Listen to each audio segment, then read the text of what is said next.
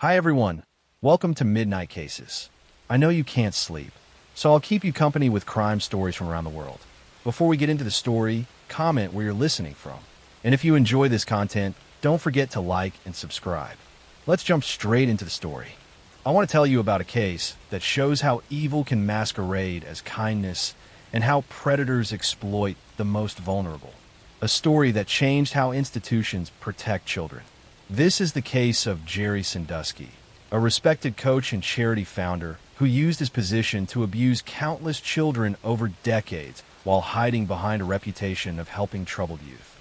Jerry Sandusky was born in Pennsylvania and grew up in a family that ran a recreation center, where his parents worked with children and adolescents. This early exposure to youth work seemed to set the path for Jerry's future career. He was athletic and personable, qualities that would serve him well in his chosen profession of coaching. Jerry attended college and played football before transitioning into coaching. He joined the coaching staff at Penn State University, one of the most prestigious college football programs in America. Over the years, Jerry built a reputation as an excellent defensive coordinator, helping to build championship teams and earning respect throughout the college football world. But Jerry's most celebrated achievement, the one that earned him widespread admiration beyond the football field, was founding a charity called the Second Mile. This organization was designed to help at-risk youth, providing them with mentorship, activities, and positive role models. Jerry positioned himself as a champion for troubled boys from difficult backgrounds, someone who genuinely cared about making a difference in young lives. The charity gave Jerry access to exactly the victims he sought. Boys from poor families, troubled homes, or difficult circumstances were brought into his orbit through the Second Mile programs. These were children who desperately needed positive attention and guidance, who were vulnerable and often lacked strong parental oversight. Jerry identified these vulnerabilities and exploited them systematically. Jerry would select certain boys for special attention, singling them out for extra mentoring and invitations to special events. He would take them to Penn State football games, give them gifts, and gradually build relationships with both the boys and their families. Parents saw Jerry as a successful, respected figure who was taking interest in their sons, offering opportunities they could never provide themselves. Once Jerry had established trust with a boy and his family, he would begin pushing boundaries. He would engage in inappropriate touching during horseplay, insist on showering with boys after workouts, and gradually escalate his behavior. He used his position of authority and the boys' desire for his approval to manipulate them into situations where he could abuse them. The abuse typically occurred in the athletic facilities at Penn State, where Jerry had access even after his retirement from coaching. He would bring boys to the campus, take them into locker rooms when they were empty, and assault them in the showers or other private areas. He relied on the boys' shame, confusion, and fear of not being believed to keep them silent. What made this case particularly disturbing was that Jerry's behavior had been witnessed and reported multiple times over the years, but institutional failures allowed him to continue operating. A graduate assistant witnessed Jerry assaulting a young boy in the shower facilities and reported what he saw to his superiors, including the legendary head coach Joe Paterno. The report was passed up through the university administration, but no one contacted police. Instead, Jerry was simply told not to bring children to campus anymore, a restriction he ignored. Other incidents were similarly mishandled. A janitor witnessed abuse, but feared for his job security if he reported it.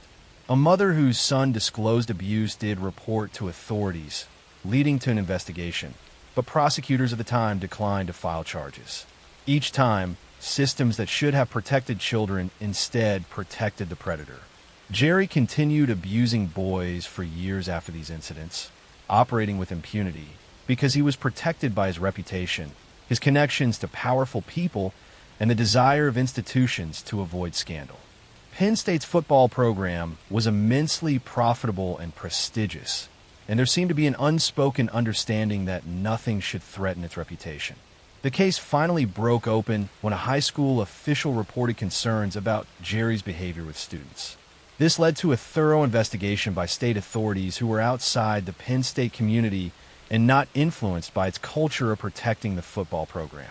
Detectives interviewed numerous former participants in the Second Mile program and discovered a pattern of abuse spanning decades. Victim after victim came forward with similar stories. Jerry had used the same methods repeatedly, gaining trust through his charity work, selecting vulnerable boys, gradually escalating inappropriate behavior, and using the facilities at Penn State to commit abuse. The investigation identified dozens of victims, though many more likely suffered in silence and never came forward. Jerry Sandusky was arrested and charged with multiple counts of child abuse involving numerous victims over many years. The arrest shocked the Penn State community and the broader world of college football. Jerry, the beloved coach and charitable founder, was revealed as a serial predator who had used his good reputation as cover for terrible crimes. The trial presented devastating testimony from his victims, now adults, describing years of abuse and the lasting psychological damage it had caused. Jerry maintained his innocence throughout, showing no remorse and claiming the accusations were fabricated. The jury found him guilty on multiple counts, and he was sentenced to decades in prison, effectively a life sentence given his age. The case had enormous repercussions beyond Jerry's conviction. Penn State faced intense scrutiny for its failure to report abuse and protect children. The university president, athletic director, and other administrators were charged with crimes related to the cover-up. Joe Paterno, the legendary head coach, was fired and his legacy forever tarnished by his failure to do more when abuse was reported to him.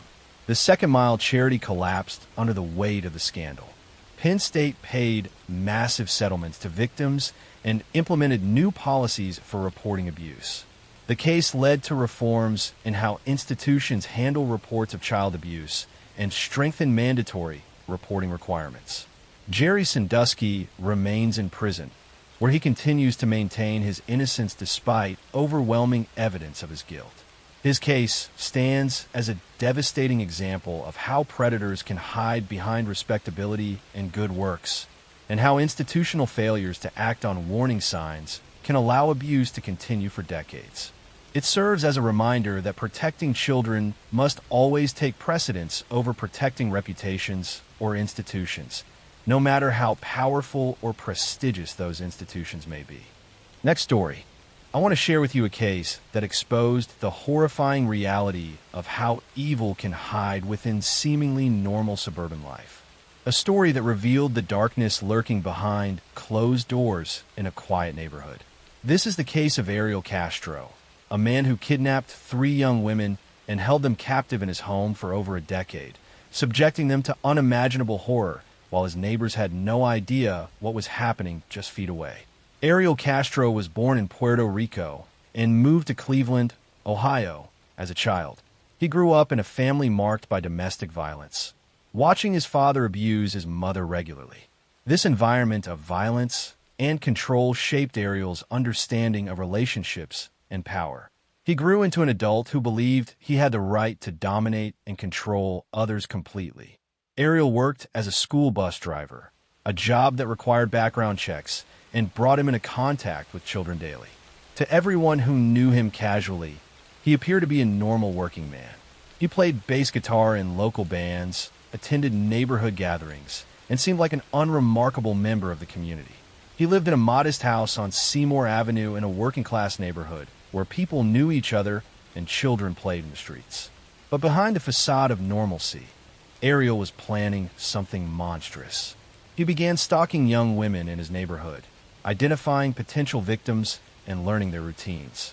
He was patient and calculating, waiting for opportunities when women would be vulnerable and alone. His first victim was Michelle Knight, a young woman who disappeared after leaving a social services building. Ariel approached her, offering her a ride, and Michelle, recognizing him as the father of a school acquaintance, felt safe accepting. Once she was in his vehicle, Ariel drove her to his house, lured her inside, and then attacked her. He dragged her to the basement and chained her up, beginning what would become more than a decade of captivity.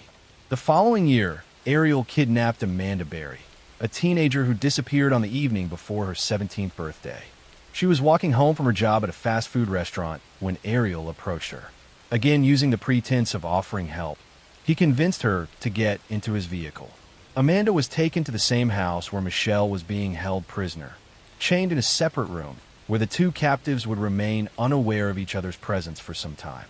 A year later, Ariel kidnapped his third victim, Gina DeLosis, a 14-year-old girl who was friends with Ariel's own daughter. Gina disappeared while walking home from school, and Ariel, someone she knew and trusted as her friend's father, offered her a ride. She became the third prisoner in the House of Horrors on Seymour Avenue. Ariel kept the three women imprisoned in upstairs bedrooms, chaining them to radiators or walls to prevent escape. The windows were boarded up and covered, and the doors were reinforced with additional locks. He had transformed his home into a prison designed to keep his victims contained while maintaining a completely normal appearance from the outside. The women were subjected to repeated assault, physical abuse, and psychological torture. Ariel controlled every aspect of their lives, deciding when they could eat, use the bathroom, or move around. He would punish them for perceived infractions with beatings or extended periods of being chained in uncomfortable positions. The captives lived in constant fear, never knowing when Ariel would enter their rooms or what mood he would be in. What made their situation even more horrifying was that they were imprisoned in a regular neighborhood where people lived normal lives just feet away. Ariel's neighbors had no idea that three missing women were being held captive in the house they passed every day. Ariel was careful to maintain his normal routine, going to work, playing in his band, and interacting with neighbors as though nothing was amiss. Amanda Berry became pregnant during her captivity and gave birth to a daughter in the house with no medical assistance. Ariel forced Amanda to deliver the baby while threatening her, and the child grew up knowing only the confines of that prison house for the first 6 years of her life. The women tried to escape multiple times over the years. They would test doors and windows, looking for any weakness in Ariel's security measures. But he had been thorough in securing the house, and their attempts were unsuccessful. They heard people outside, heard children playing and neighbors talking, but could never make enough noise to be heard through the boarded windows and thick walls. The nightmare finally ended through a combination of chance and courage. Ariel had left the house and accidentally left one door unlocked. Amanda Berry, after years of captivity, saw an opportunity. She managed to push her way through a crack in the door and began screaming for help. Neighbors heard her cries and rushed to assist, helping her break through the door frame so she could escape. When police arrived, Amanda told them there were more women inside. Officers entered the house and found Michelle Knight and Gina DeLosis, along with Amanda's 6-year-old daughter. The women had been captive for over a decade, Michelle for 11 years, Amanda for 10, and Gina for 9. Their disappearances had been investigated as missing persons cases, but the trail had gone cold years earlier. Ariel Castro was arrested and charged with kidnapping and hundreds of counts of assault.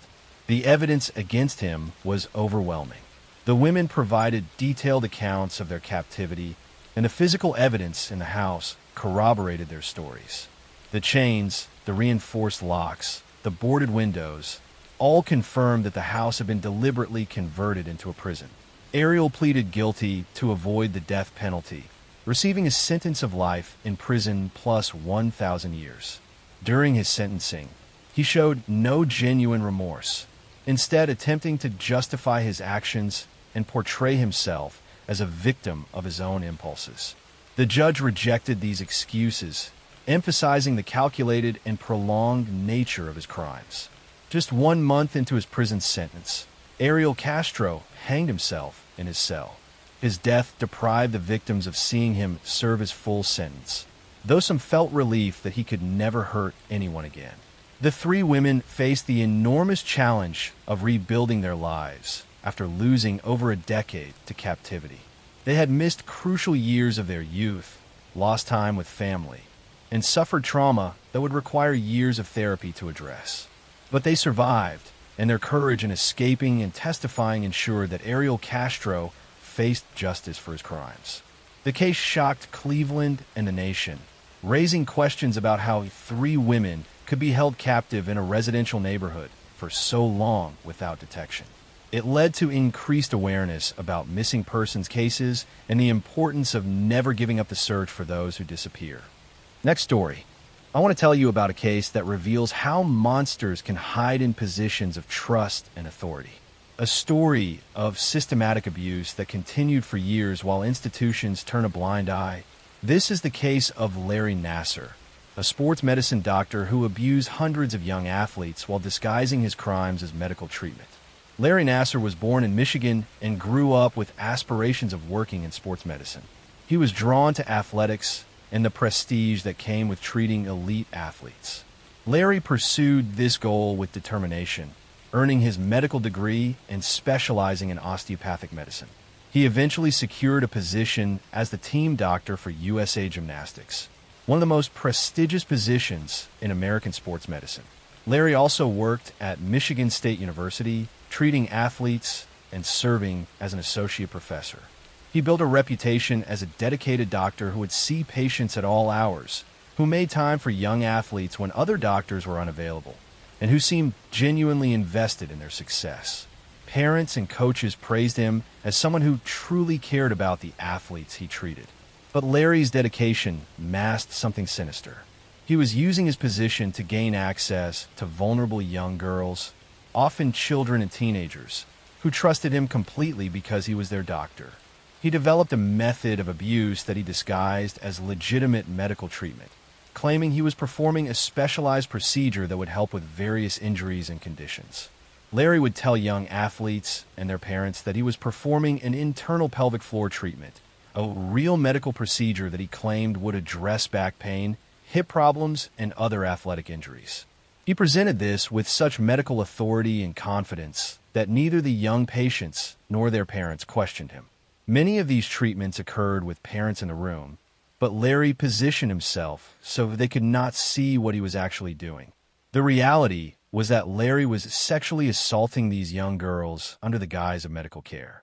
He was not performing legitimate treatment, but rather abusing his patients while using medical terminology and his position of authority to make them believe it was normal and necessary. Many of his victims were children who had no understanding that what was happening was wrong, especially when their trusted doctor and their parents seemed to accept it as proper medical care. Larry's abuse continued for decades, affecting hundreds of victims.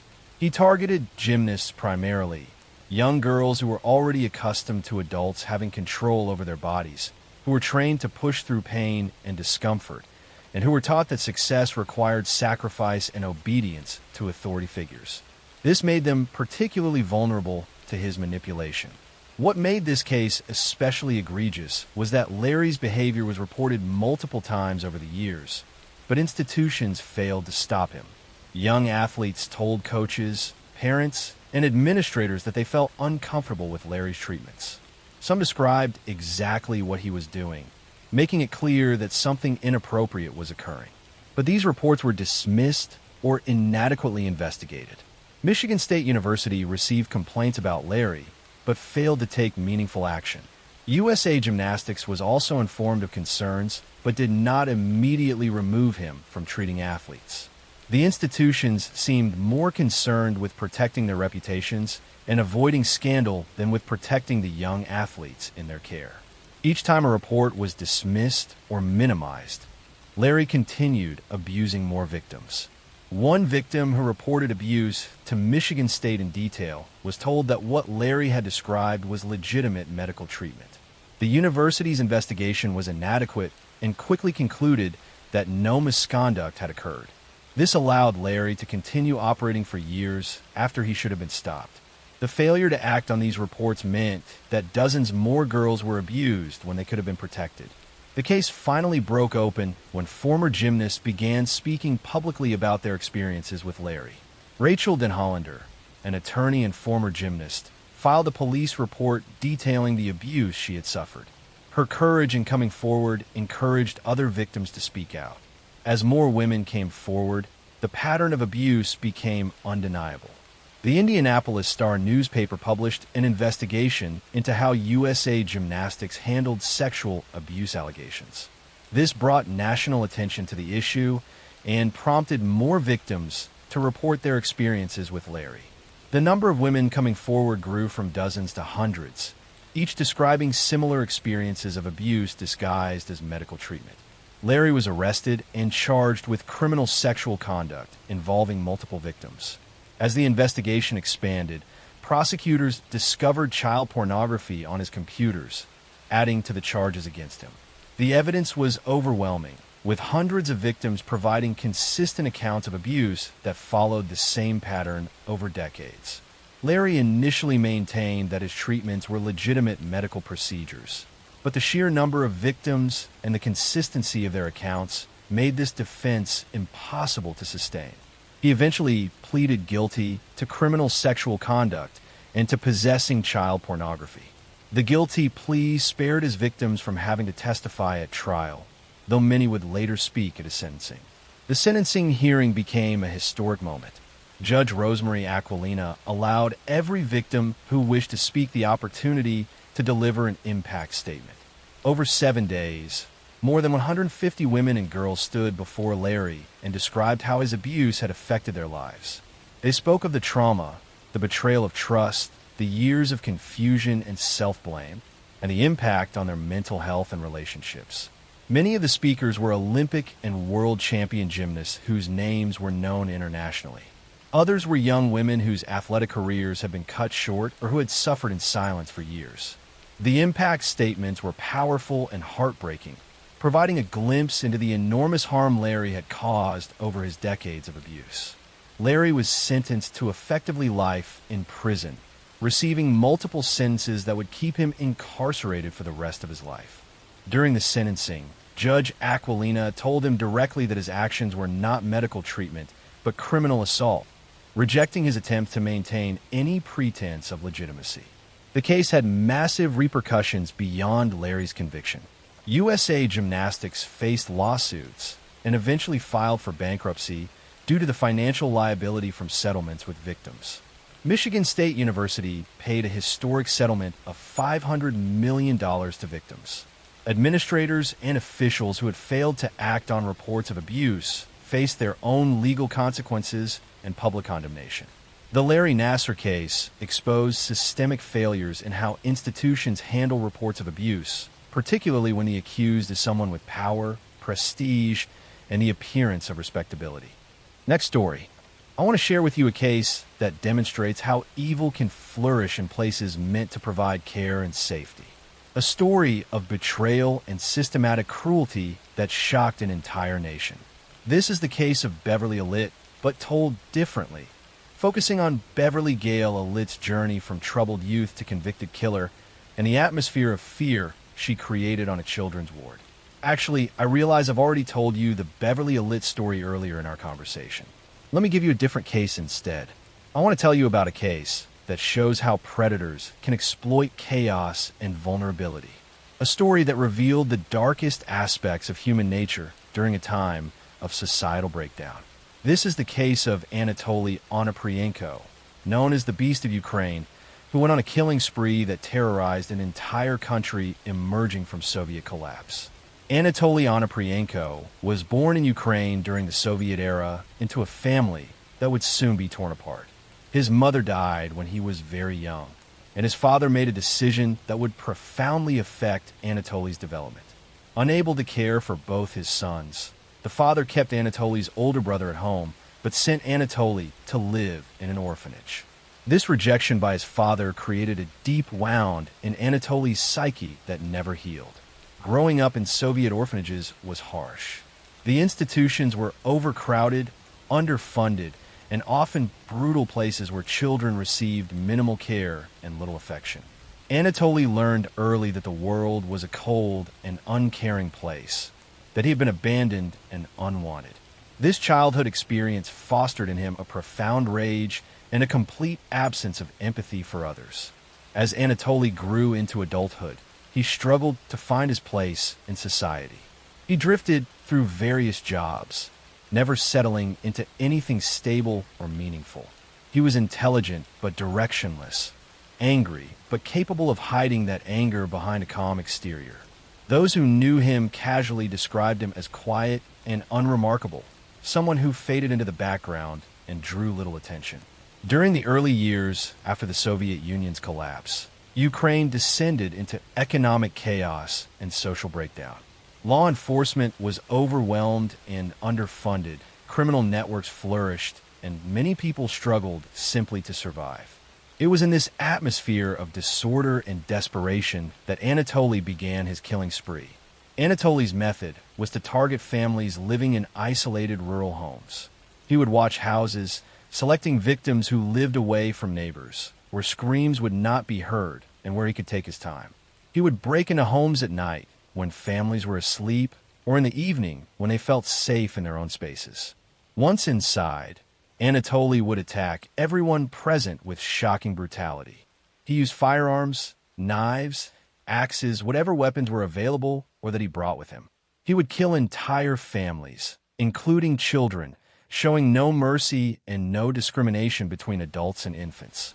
After murdering everyone in the house, he would steal valuables and set fire to the property to destroy evidence.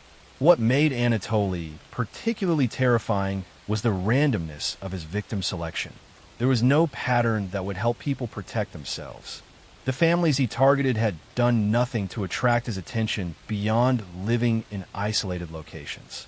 They were simply unlucky enough to cross paths with a man who had decided that human life meant nothing. Anatoly killed with a coldness that was almost mechanical. He later described feeling nothing during the murders, no excitement or remorse, just a sense of emptiness that was briefly filled by the act of killing. He said he felt powerful when he held life and death in his hands, that for those moments he was in complete control in a world that had never given him any control over his own life. Over a period of several years, Anatoly murdered dozens of people in attacks on multiple families across Ukraine. The death toll included men, women, and children ranging from infants to elderly people. Entire families were wiped out in single nights of terror, their homes left burning as Anatoly disappeared back into anonymity. The investigation was hampered by the chaotic state of Ukrainian law enforcement during this period. Resources were limited, different police departments had difficulty coordinating, and the country was dealing with widespread crime that stretched investigative capabilities thin. Each attack was investigated, but connecting them and identifying patterns was challenging when basic policing infrastructure was barely functioning. Anatoly was finally caught through a combination of witness accounts and forensic evidence.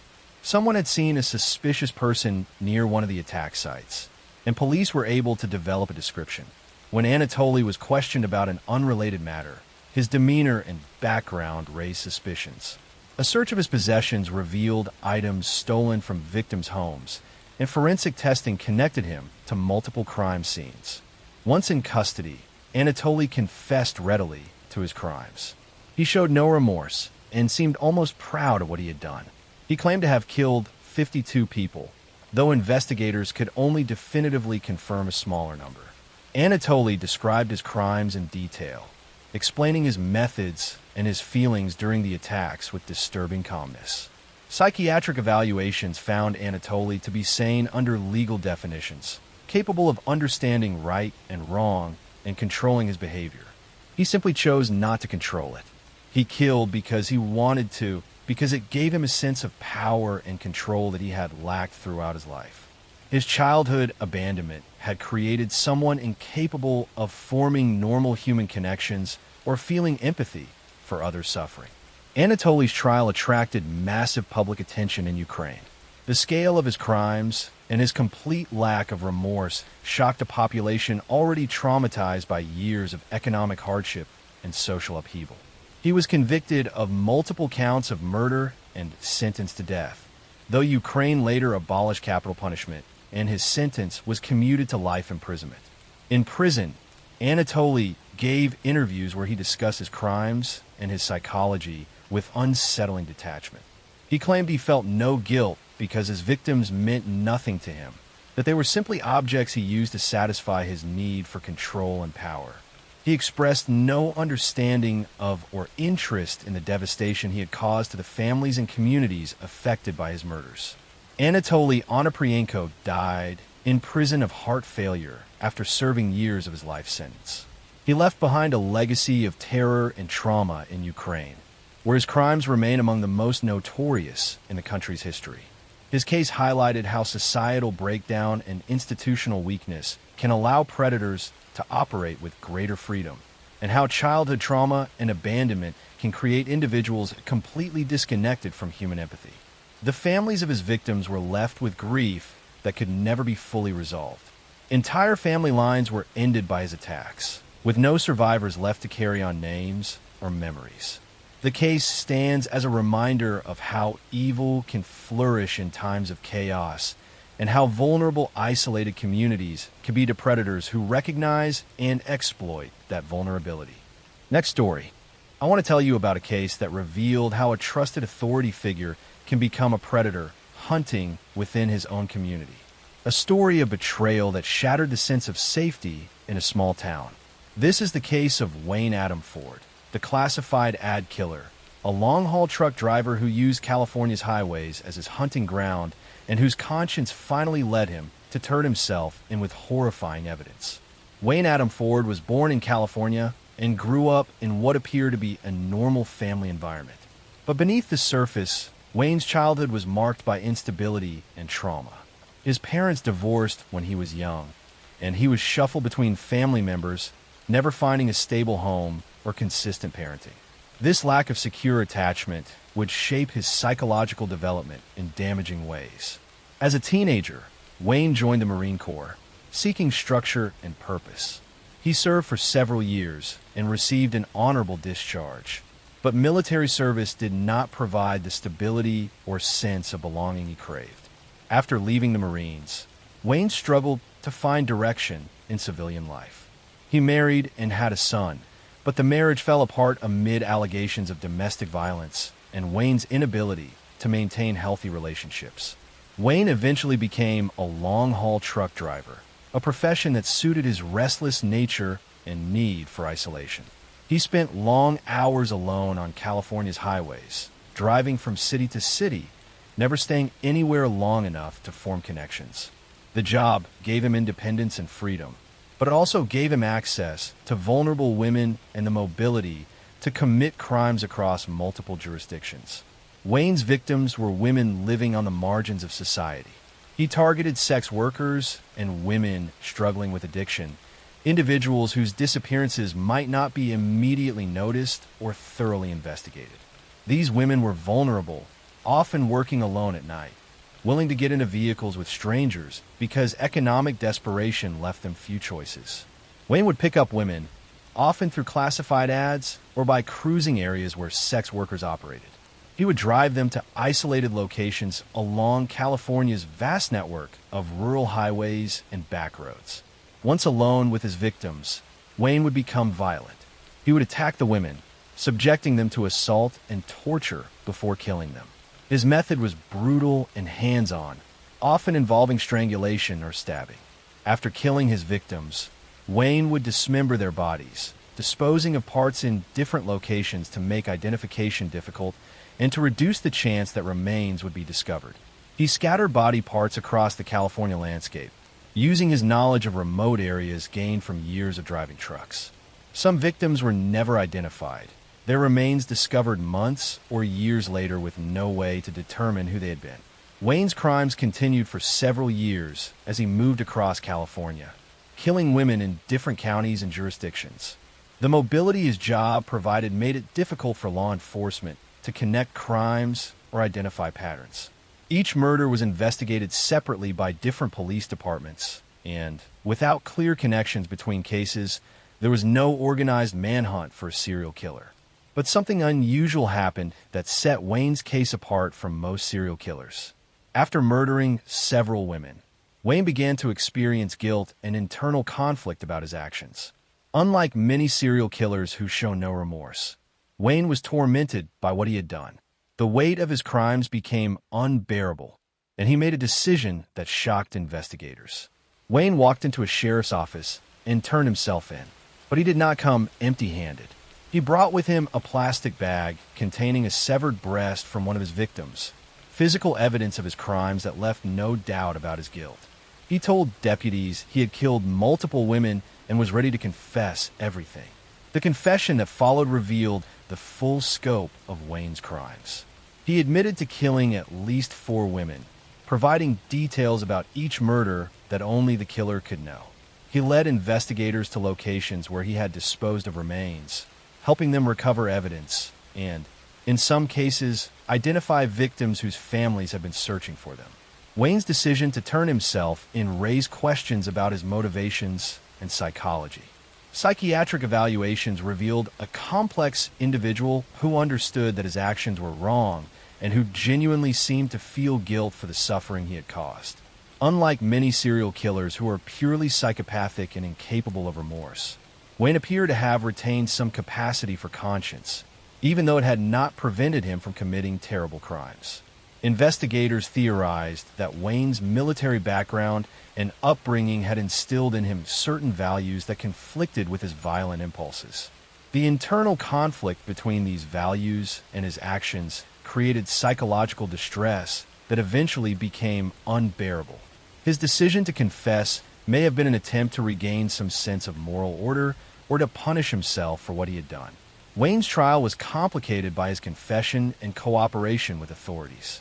His defense attorneys argued for leniency based on his voluntary surrender and remorse, but prosecutors emphasized the brutality of his crimes and the suffering of his victims. The jury heard testimony about each murder, about the lives of the women Wayne had killed, and about the impact on their families. Wayne Adam Ford was convicted of multiple counts of murder and sentenced to death. He was sent to San Quentin State Prison to await execution. Though California's death penalty system moves slowly, and Wayne remains on death row years later. The case highlighted the vulnerability of women working in dangerous circumstances and the difficulty of investigating crimes against victims who live on society's margins. Many of Wayne's victims had been reported missing, but their cases received minimal attention because of assumptions about their lifestyles. The fact that some victims remain unidentified speaks to how easily vulnerable people can disappear without anyone searching effectively for them. Wayne's confession and cooperation provided closure for some families, but also revealed the terrible fates their loved ones had suffered. For other families, the knowledge that their missing relative might be one of Wayne's unidentified victims brought no resolution, only more questions and continued uncertainty. The case of Wayne Adam Ford stands as an unusual example of a serial killer whose conscience ultimately led him to justice. His voluntary confession was rare in serial murder cases and demonstrated that even individuals capable of terrible violence can retain some capacity for moral reasoning and remorse. However, this did not diminish the horror of his crimes or the devastation he caused to his victims and their families. Wayne remains on death row, where he has given interviews expressing remorse for his actions and discussing his internal struggle with guilt.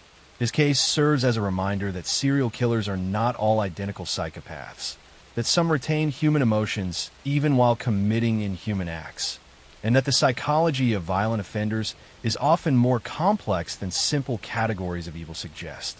Next story. I want to share with you a case that demonstrates how evil can hide behind the most trusted professions. A story of betrayal that shook an entire community to its core. This is the case of Beverly Allitt, the Angel of Death, a nurse who used her position of care to murder the most helpless victims imaginable, innocent children under her watch. Beverly Gale Allitt was born in England into a family that appeared ordinary on the surface. She was one of 4 children, growing up in a small village where everyone knew each other. But from an early age, Beverly displayed troubling behaviors that suggested something was deeply wrong beneath her normal appearance. As a child and teenager, Beverly frequently complained of illnesses and injuries, constantly seeking medical attention for various ailments. She would appear at doctors' offices and hospitals with mysterious symptoms that seemed to have no clear medical cause. Some healthcare providers began to suspect that Beverly was causing her own injuries and illnesses, a condition known as factitious disorder, where individuals deliberately make themselves sick to gain attention and sympathy. Beverly's obsession with illness and medical settings continued into adulthood. She decided to become a nurse, a profession that would give her constant access to the medical environment she craved. She trained at a local hospital and qualified as a state-enrolled nurse, though her training was marked by frequent absences due to various illnesses and complaints. After qualifying, Beverly took a position at Grantham and Kesteven Hospital in Lincolnshire, working on a children's ward. To parents and colleagues, she appeared to be a dedicated young nurse, someone who was always willing to work extra shifts and who seemed particularly attentive to the sickest children. No one suspected that beneath this caring facade lurked something monstrous. Beverly began her crimes shortly after starting work on the children's ward. Her method was insidious and difficult to detect. She would inject children with insulin or potassium, substances that occur naturally in the body but become lethal in large doses. These injections would cause the children to suffer cardiac arrests, sudden collapses, or mysterious deteriorations in their condition. When a child began to crash, Beverly would be the first to respond, calling for help and participating in the resuscitation efforts.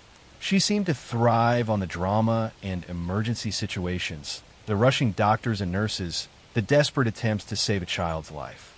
This was what she craved, the attention and the sense of being at the center of critical events. Some of the children Beverly attacked survived, though often with lasting damage from the cardiac arrests and oxygen deprivation. Others were not so fortunate. Babies and young children died suddenly and inexplicably while under Beverly's care, their deaths attributed to various medical complications that seemed to appear without warning. Over a period of just 59 days, Beverly murdered 4 children and attempted to murder at least 9 others. The youngest victim was a 7-week-old infant, while the oldest was an 11-year-old girl. These children had been brought to the hospital for routine treatments or minor illnesses, and their parents had every reason to trust they would be safe under the care of medical professionals. The pattern of sudden deteriorations and unexpected deaths on the children's ward eventually caught the attention of doctors and administrators. The number of emergency situations had increased dramatically since Beverly had started working there, and several physicians began to notice that Beverly always seemed to be present when children crashed. The statistical anomaly was too significant to ignore. A senior consultant pediatrician became particularly concerned and began to review cases carefully. He noticed that children would be stable, then suddenly collapse when Beverly was on duty, often requiring emergency resuscitation. The pattern was undeniable once someone looked for it, but it seemed almost impossible to believe that a nurse would deliberately harm the children she was supposed to protect. Hospital administrators contacted the police, and an investigation began. Detectives reviewed medical records and interviewed staff members, gradually building a picture of what had been happening on the ward. They discovered that Beverly had been present for every suspicious incident, that she had access to the medications that could cause the symptoms the children experienced, and that the spike in emergencies correlated directly with her employment. The investigation focused on specific cases where children had experienced unexplained episodes. Medical experts analyzed blood samples that had been stored and found abnormally high levels of insulin in some cases, levels that could not occur naturally and must have been injected. This provided the physical evidence needed to support what the statistical analysis had suggested. Beverly Alit was arrested and charged with multiple counts of murder and attempted murder. Throughout the investigation and trial, she maintained her innocence, claiming she had done nothing wrong and that the deaths were simply tragic medical events. She showed no remorse and offered no explanation for why so many children had suffered cardiac arrests under her care. The trial presented overwhelming evidence against Beverly. Medical experts testified about the impossibility of the insulin levels occurring naturally. Colleagues testified about Beverly's presence during every incident. The statistical evidence showed that the rate of emergencies on the ward returned to normal as soon as Beverly was removed. The jury found her guilty on all counts. Beverly Alit was sentenced to 13 life sentences for her crimes. The judge described her as a serious danger to others and recommended she remain incarcerated indefinitely. She was sent to a high-security psychiatric hospital rather than a regular prison, as psychiatric evaluations had revealed severe personality disorders. The case devastated the families of her victims. Parents who had trusted the hospital with their children's care learned that a nurse had deliberately harmed and killed their sons and daughters. The betrayal of that trust was almost incomprehensible, adding another layer of trauma to their grief. The Alit case led to significant changes in how hospitals monitor staff and investigate unusual patterns of patient outcomes. Systems were implemented to identify statistical anomalies that might indicate a problem, and protocols were established for investigating concerns about individual healthcare workers. Beverly Alit remains in psychiatric detention, where she has been diagnosed with various personality disorders, including factitious disorder. She continues to claim innocence despite overwhelming evidence of her guilt. Her case stands as one of the most disturbing examples of medical serial killing, a reminder that even in places we consider safe, evil can find ways to operate, and that the most vulnerable among us require constant vigilance and protection from those who would abuse positions of trust. Next story. I want to tell you about a case that exposed the darkest side of humanity and changed how we understand organized criminal depravity. A story of systematic abuse and murder that operated for years under a veil of respectability. This is the case of the Snowtown murders, Australia's most notorious serial killing spree, where a group of men tortured and murdered vulnerable people in a quiet country town. John Bunting was born in Australia into a troubled family marked by poverty and dysfunction.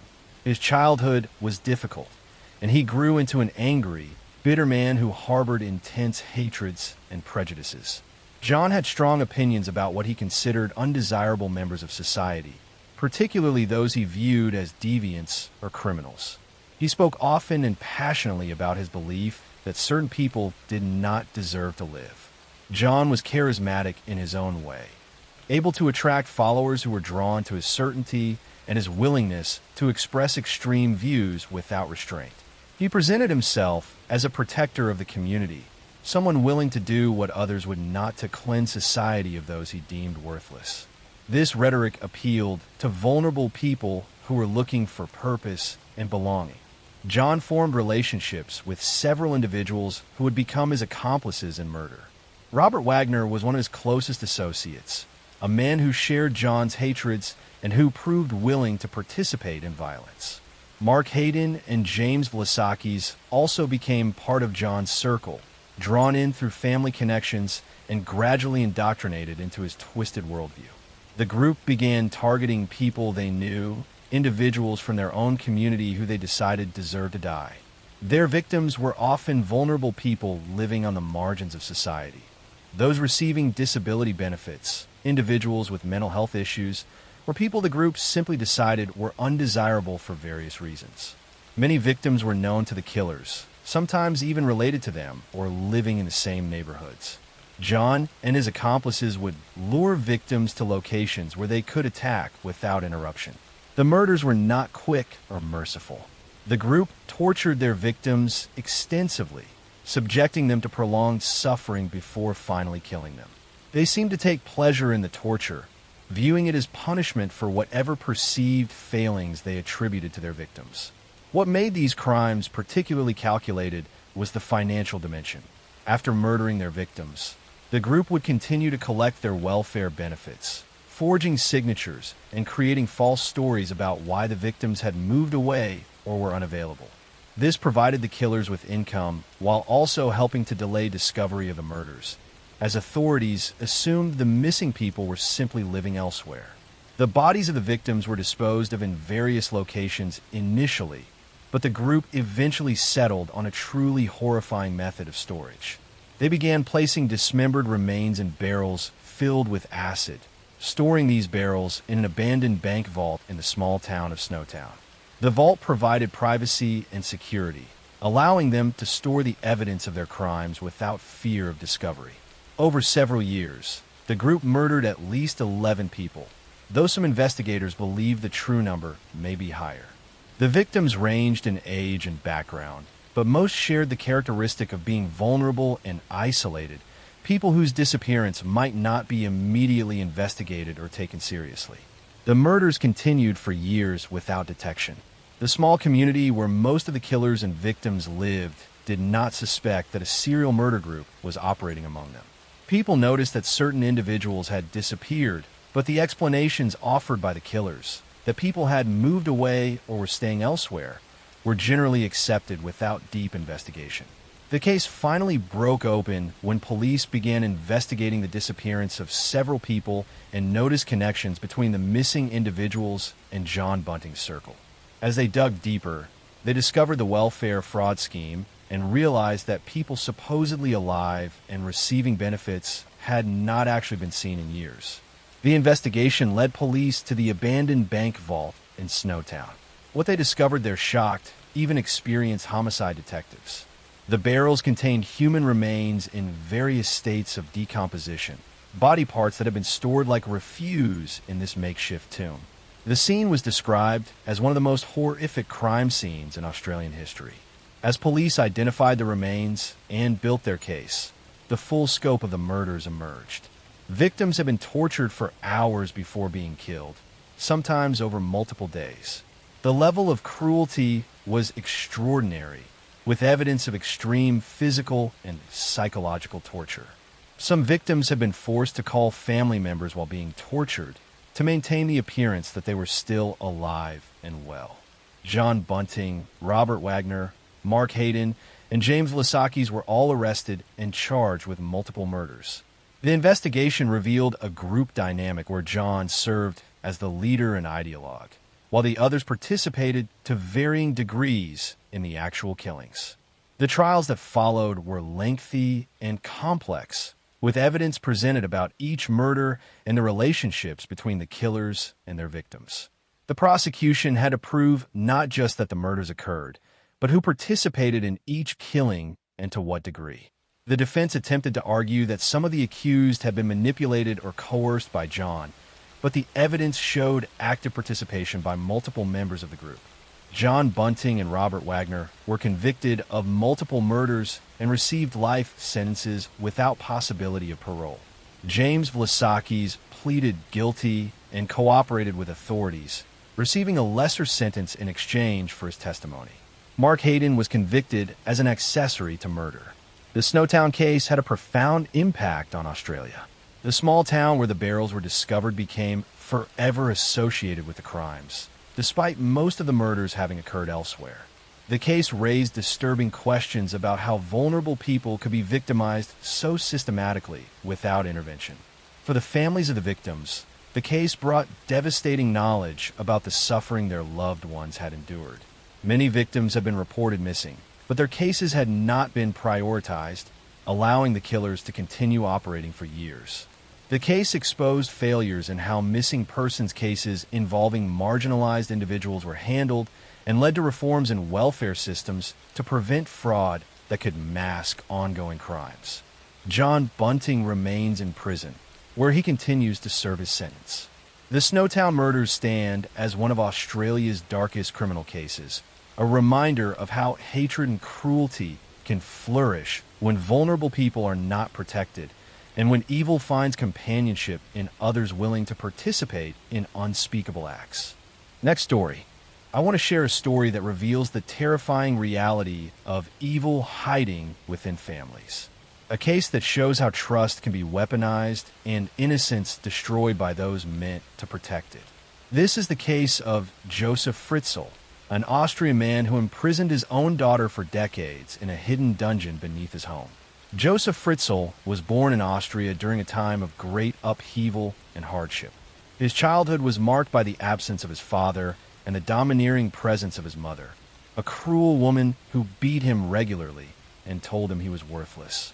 She controlled every aspect of his life with an iron fist, creating in Joseph a twisted understanding of power, control, and family relationships. As Joseph grew into adulthood, he projected an image of respectability to the outside world. He married a woman named Rosemary, and they had several children together. To neighbors and acquaintances, Joseph appeared to be a stern but ordinary family man, someone who worked hard and kept his family in order. He was an engineer who earned a decent living and maintained his property meticulously. But behind the walls of the Fritzl home, Joseph ruled with absolute authority. He was domineering and controlling, demanding complete obedience from his wife and children. Rosemary seemed to accept her subordinate role, never questioning her husband's decisions or his increasingly strange behavior. The children grew up in an atmosphere of fear and rigid control. One of Joseph's daughters was named Elizabeth.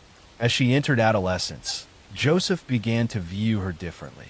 His relationship with her became inappropriate, crossing boundaries that should never be crossed. Elizabeth tried to resist, tried to establish independence, but Joseph's control over the household was total. When Elizabeth was 18 years old, Joseph told his wife and other children that Elizabeth had run away to join a cult. The family accepted this explanation, having no reason to doubt Joseph's word. But the truth was far more horrifying. Joseph had imprisoned her in a hidden cellar he had spent years constructing beneath their family home. The cellar was accessible through a concealed door hidden behind shelves in the basement. It required passing through multiple locked doors that Joseph had designed specifically to prevent escape. Once past these obstacles, a narrow corridor led to a small series of rooms buried deep underground, soundproofed and completely isolated from the outside world.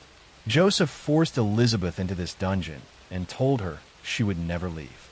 For the next 24 years, Elizabeth remained imprisoned in that underground space, never seeing daylight, never breathing fresh air, completely cut off from the world she had known.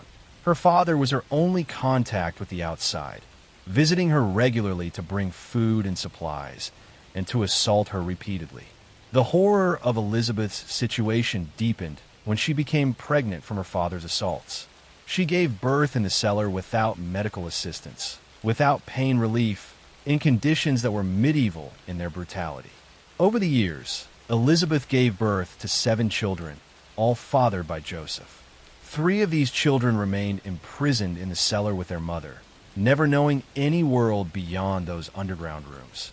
They grew from infancy to adolescence without ever seeing the sun or experiencing life above ground. The other children, Joseph brought upstairs, appearing at his home with fabricated stories that Elizabeth had left them on the doorstep with notes claiming she could not care for them.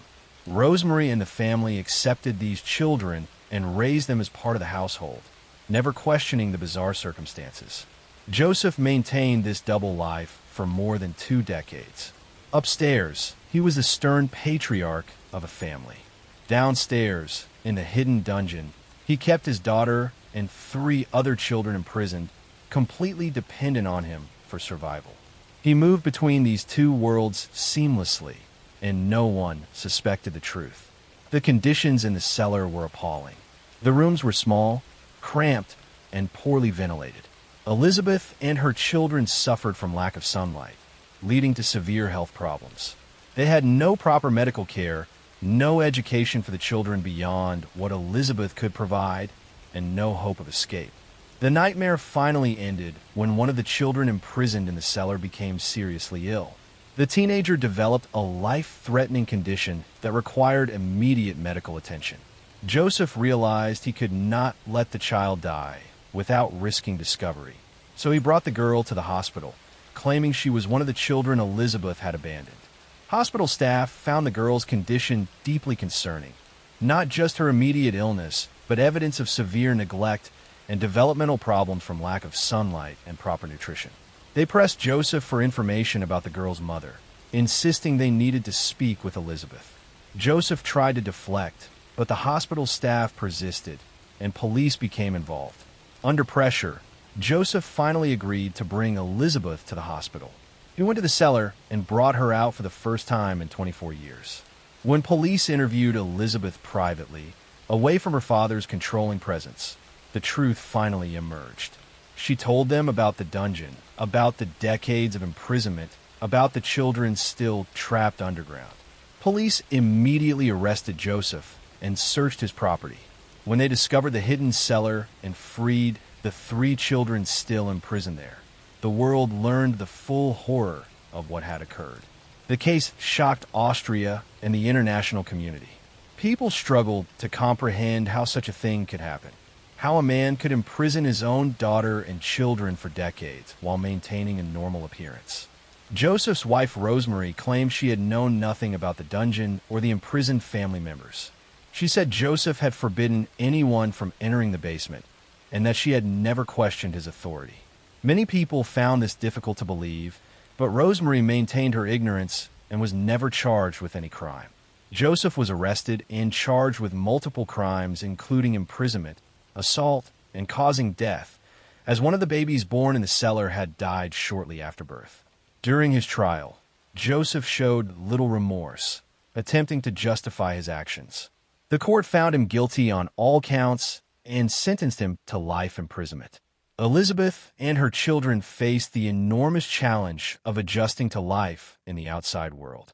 The children who had spent their entire lives underground had never learned basic social skills, had never attended school, and had severe health problems. Extensive therapy and medical treatment were required, and their identities were protected to give them a chance at building normal lives. The Fritzl case exposed questions about how such abuse could go undetected for so long. The case led to reforms in how suspicious child welfare situations are handled and investigated. Joseph Fritzl remains imprisoned, where he will spend the rest of his life. His case stands as one of the most disturbing examples of familial abuse in modern history. Next story. I want to share with you one of the most disturbing cases in criminal history. A story that shows how a respected member of society can hide unthinkable evil. This is the case of Dennis Nilsen, the kindly killer, a civil servant who murdered numerous young men in his London flat and disposed of their bodies in grotesque ways. Dennis Andrew Nilsen was born in Scotland into a family marked by absence and emotional coldness. His father was a Norwegian soldier who left the family when Dennis was young, and Dennis was raised primarily by his mother and grandparents. His grandfather was the most important figure in his early life, the one person who showed him warmth and affection. When Dennis was 6 years old, his beloved grandfather died suddenly. The family made the decision to show young Dennis the body, believing it would help him understand death. Instead, the experience traumatized him deeply. He could not reconcile the cold, lifeless form with the warm, loving man who had been his anchor. This encounter with death at such a young age would shape his psychology in profound and terrible ways. Dennis grew up isolated and lonely. He struggled to form meaningful relationships and felt fundamentally different from others around him. He realized as a teenager that he was attracted to men, but in the repressive environment of the time, he could never express or explore these feelings openly. This forced him into a life of secrecy and internal conflict that intensified his sense of alienation. Dennis joined the army and served for years, learning skills and discipline, but never finding the connection he desperately craved. After leaving the military, he worked various jobs before settling into a position as a civil servant at a job center in London. To his colleagues, Dennis appeared to be a quiet, polite, somewhat eccentric man who was perfectly harmless. Dennis lived alone in a ground-floor flat in North London, a modest apartment that would become the scene of horrific crimes. His loneliness had become unbearable, a constant ache that dominated his existence. He began frequenting pubs and bars where he would meet young men, often homeless or transient individuals who had few connections and whose disappearance might not be immediately noticed. Dennis would invite these men back to his flat, offering them food, drinks, and a place to stay. Many accepted, seeing in Dennis a kind stranger offering help. Once at his flat, Dennis would ply them with alcohol until they fell asleep. It was then that his twisted compulsion would take over. Dennis could not bear the thought of these men leaving him, of being alone again. So he would kill them while they slept, usually by strangling them or drowning them. But what made his crimes particularly disturbing was what he did after the murders. He killed to create companions who would never leave him. Dennis would keep the bodies in his flat for weeks or months. He would bathe them, dress them, and position them around his home as though they were still alive. He would watch television with the corpses, talk to them, and engage in acts with the bodies. This was how Dennis dealt with his overwhelming loneliness, by creating a permanent presence in his life, even if that presence was death itself. Eventually, the bodies would decompose to a point where even Dennis could no longer maintain the illusion. He would then dismember them, a process he carried out with methodical precision. Some he burned in bonfires in his garden, telling neighbors the smell was from rubber. Others he flushed down the toilet or disposed of in the rubbish. Dennis continued this pattern for years, killing young man after young man. He would experience periods of remorse and revulsion at his own actions, making resolutions to stop, but the loneliness would return, and with it the compulsion to kill again. He later estimated he had murdered 15 or 16 men, though he could not remember the exact number. His crimes were finally discovered through a plumbing problem. Residents in his building complained about blocked drains, and when a plumber investigated, he discovered what appeared to be flesh and bone blocking the pipes. He reported this to authorities, and police were called to investigate. When officers knocked on his door and asked about the drains, Dennis calmly admitted that the blockage was probably from human remains. He confessed immediately, seeming almost relieved that his double life was finally over. He invited police into his flat and showed them where he had stored body parts, explaining his methods and motivations with unsettling frankness. The investigation of his flat revealed a scene of horror. Body parts were found throughout the apartment, in cupboards, bags, and various hiding places. Dennis cooperated fully with police, providing detailed confessions and helping them understand the timeline of his crimes. He showed no anger or resistance, only a strange calm, as though he had been waiting for this moment. His trial attracted significant attention. His defense attempted to argue diminished responsibility, claiming his actions were the result of mental illness. Psychiatric evaluations revealed a complex individual with profound psychological issues, including his traumatic encounter with death as a child, his repressed sexuality, and his inability to form normal human connections. However, the prosecution argued that Dennis knew exactly what he was doing, that he planned his murders carefully and took steps to avoid detection. The jury agreed, finding him guilty of multiple counts of murder. He was sentenced to life imprisonment with a recommendation that he serve a minimum of 25 years. In prison, Dennis became a surprisingly articulate chronicler of his own crimes and psychology. He gave extensive interviews, wrote detailed accounts of his life and motivations, and engaged with psychologists and criminologists trying to understand what had driven him to kill. Some found his introspection helpful in understanding serial murder, while others felt he was simply continuing to manipulate and seek attention. Dennis described his crimes as driven by a desperate fear of abandonment and loneliness. He said he killed to prevent the pain of separation, to create a companion who could never leave him. This explanation, while not excusing his actions, provided insight into a particular type of serial killer driven not by sadism or hatred, but by a twisted form of need and attachment. The victims of Dennis Nilsen were predominantly young men who were homeless, unemployed, or otherwise vulnerable. Many came from troubled backgrounds and had limited family connections. Their disappearances often went unreported or uninvestigated, allowing Dennis to continue killing for years. This highlighted serious societal failures in how missing persons cases involving marginalized individuals were handled. Dennis Nilsen died in prison after serving decades of a sentence. He never expressed genuine remorse that satisfied anyone, though he wrote extensively about his understanding of his own psychology.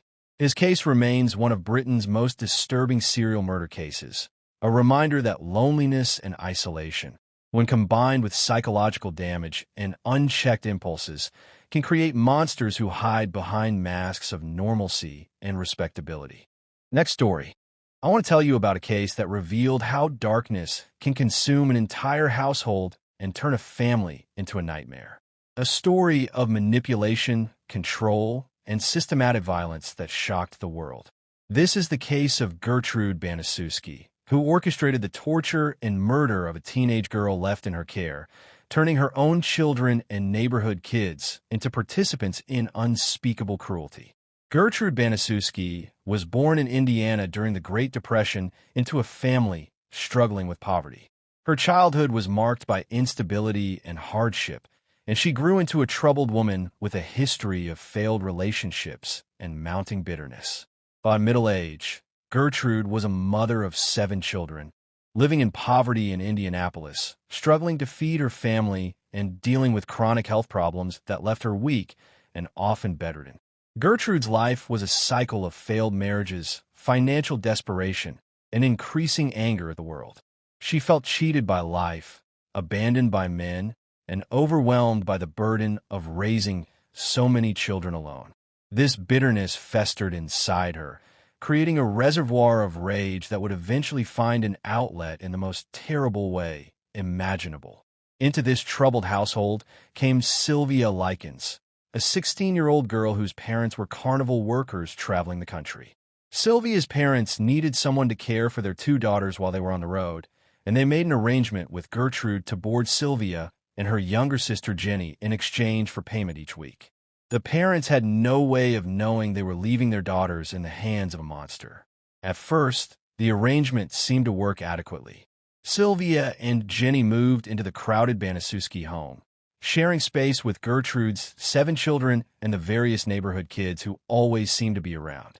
But when the first payment from Sylvia's parents was late, something shifted in Gertrude. She began to take her frustrations out on Sylvia, starting with verbal abuse and minor punishments.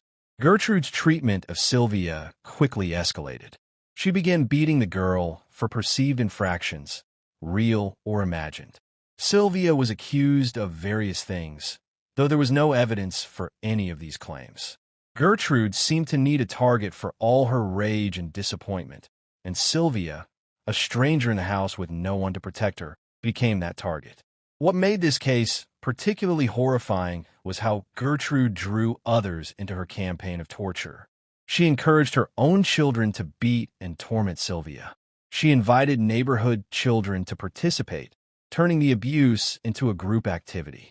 She created an environment where cruelty became normalized, where hurting Sylvia was presented as punishment she deserved, as entertainment, as something that everyone could participate in without consequence.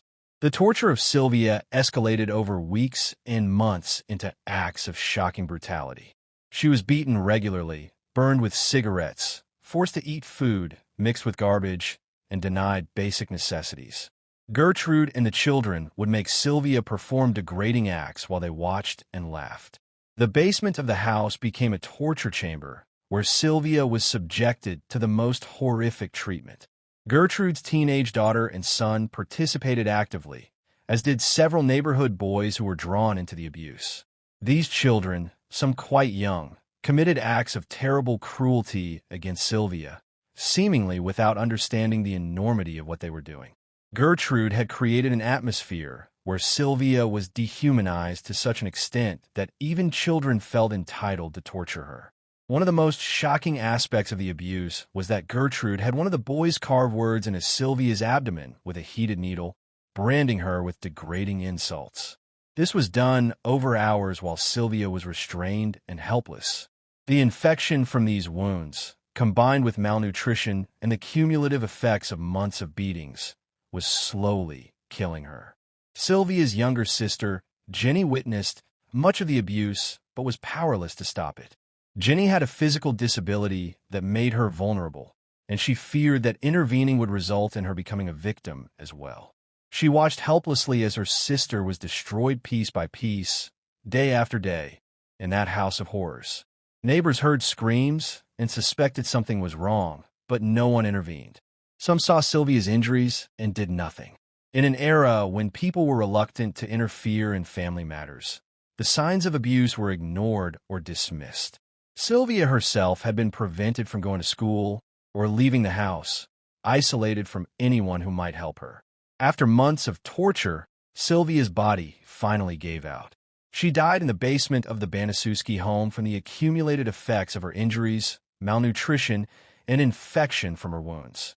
Even as she lay dying, Gertrude forced her to write a note claiming she had been attacked by boys, attempting to create a false narrative that would deflect blame. After Sylvia's death, Gertrude called the police, claiming the girl had been injured by a gang of boys and had died from those injuries. But the evidence at the scene told a different story. Sylvia's body showed signs of prolonged, systematic torture. The investigators quickly realized they were looking at something far more sinister than a simple assault. Jenny, Sylvia's younger sister, told police the truth about what had happened. Her testimony revealed the full horror of what Sylvia had endured and who was responsible. Police arrested Gertrude, several of her children, and some of the neighborhood boys who had participated in the torture. The trial that followed shocked the nation. Evidence was presented detailing the months of torture Sylvia had suffered. Witnesses testified about the casual cruelty, the way abuse had become entertainment for those in the house. The public struggled to understand how a woman could orchestrate such treatment of a child left in her care, and how children could be turned into torturers. Gertrude Banaszewski showed no genuine remorse during the trial. She attempted to claim she had been too ill to know what was happening in her own home, that she had not participated in the worst abuse. But the evidence against her was overwhelming. She was convicted of first-degree murder and sentenced to life imprisonment. Several of her children and the neighborhood boys were also convicted of various charges related to Sylvia's death, though they received lighter sentences due to their ages. The case raised disturbing questions about how children could be corrupted into committing such acts and what responsibility they bore for crimes committed under adult influence. Gertrude served nearly 2 decades in prison before being controversially paroled. The decision sparked outrage from those who remember the case and believe she should never have been released. She lived quietly until her death, never expressing genuine remorse for destroying Sylvia Likens. The case remains one of the most disturbing examples of child abuse and torture in American history, a reminder of how evil can flourish when bystanders fail to intervene and when vulnerable children are left without protection. Next story. I'm going to tell you the story of one of the darkest crimes in history. A story that will haunt you. A story that shows the terrifying depths of human behavior. This is the case of Harold Shipman, a trusted doctor who became Britain's most prolific serial killer. Harold Frederick Shipman was born in Nottingham, England, into a working-class family. His father worked long hours as a truck driver, while his mother Vera ruled the household with fierce ambition.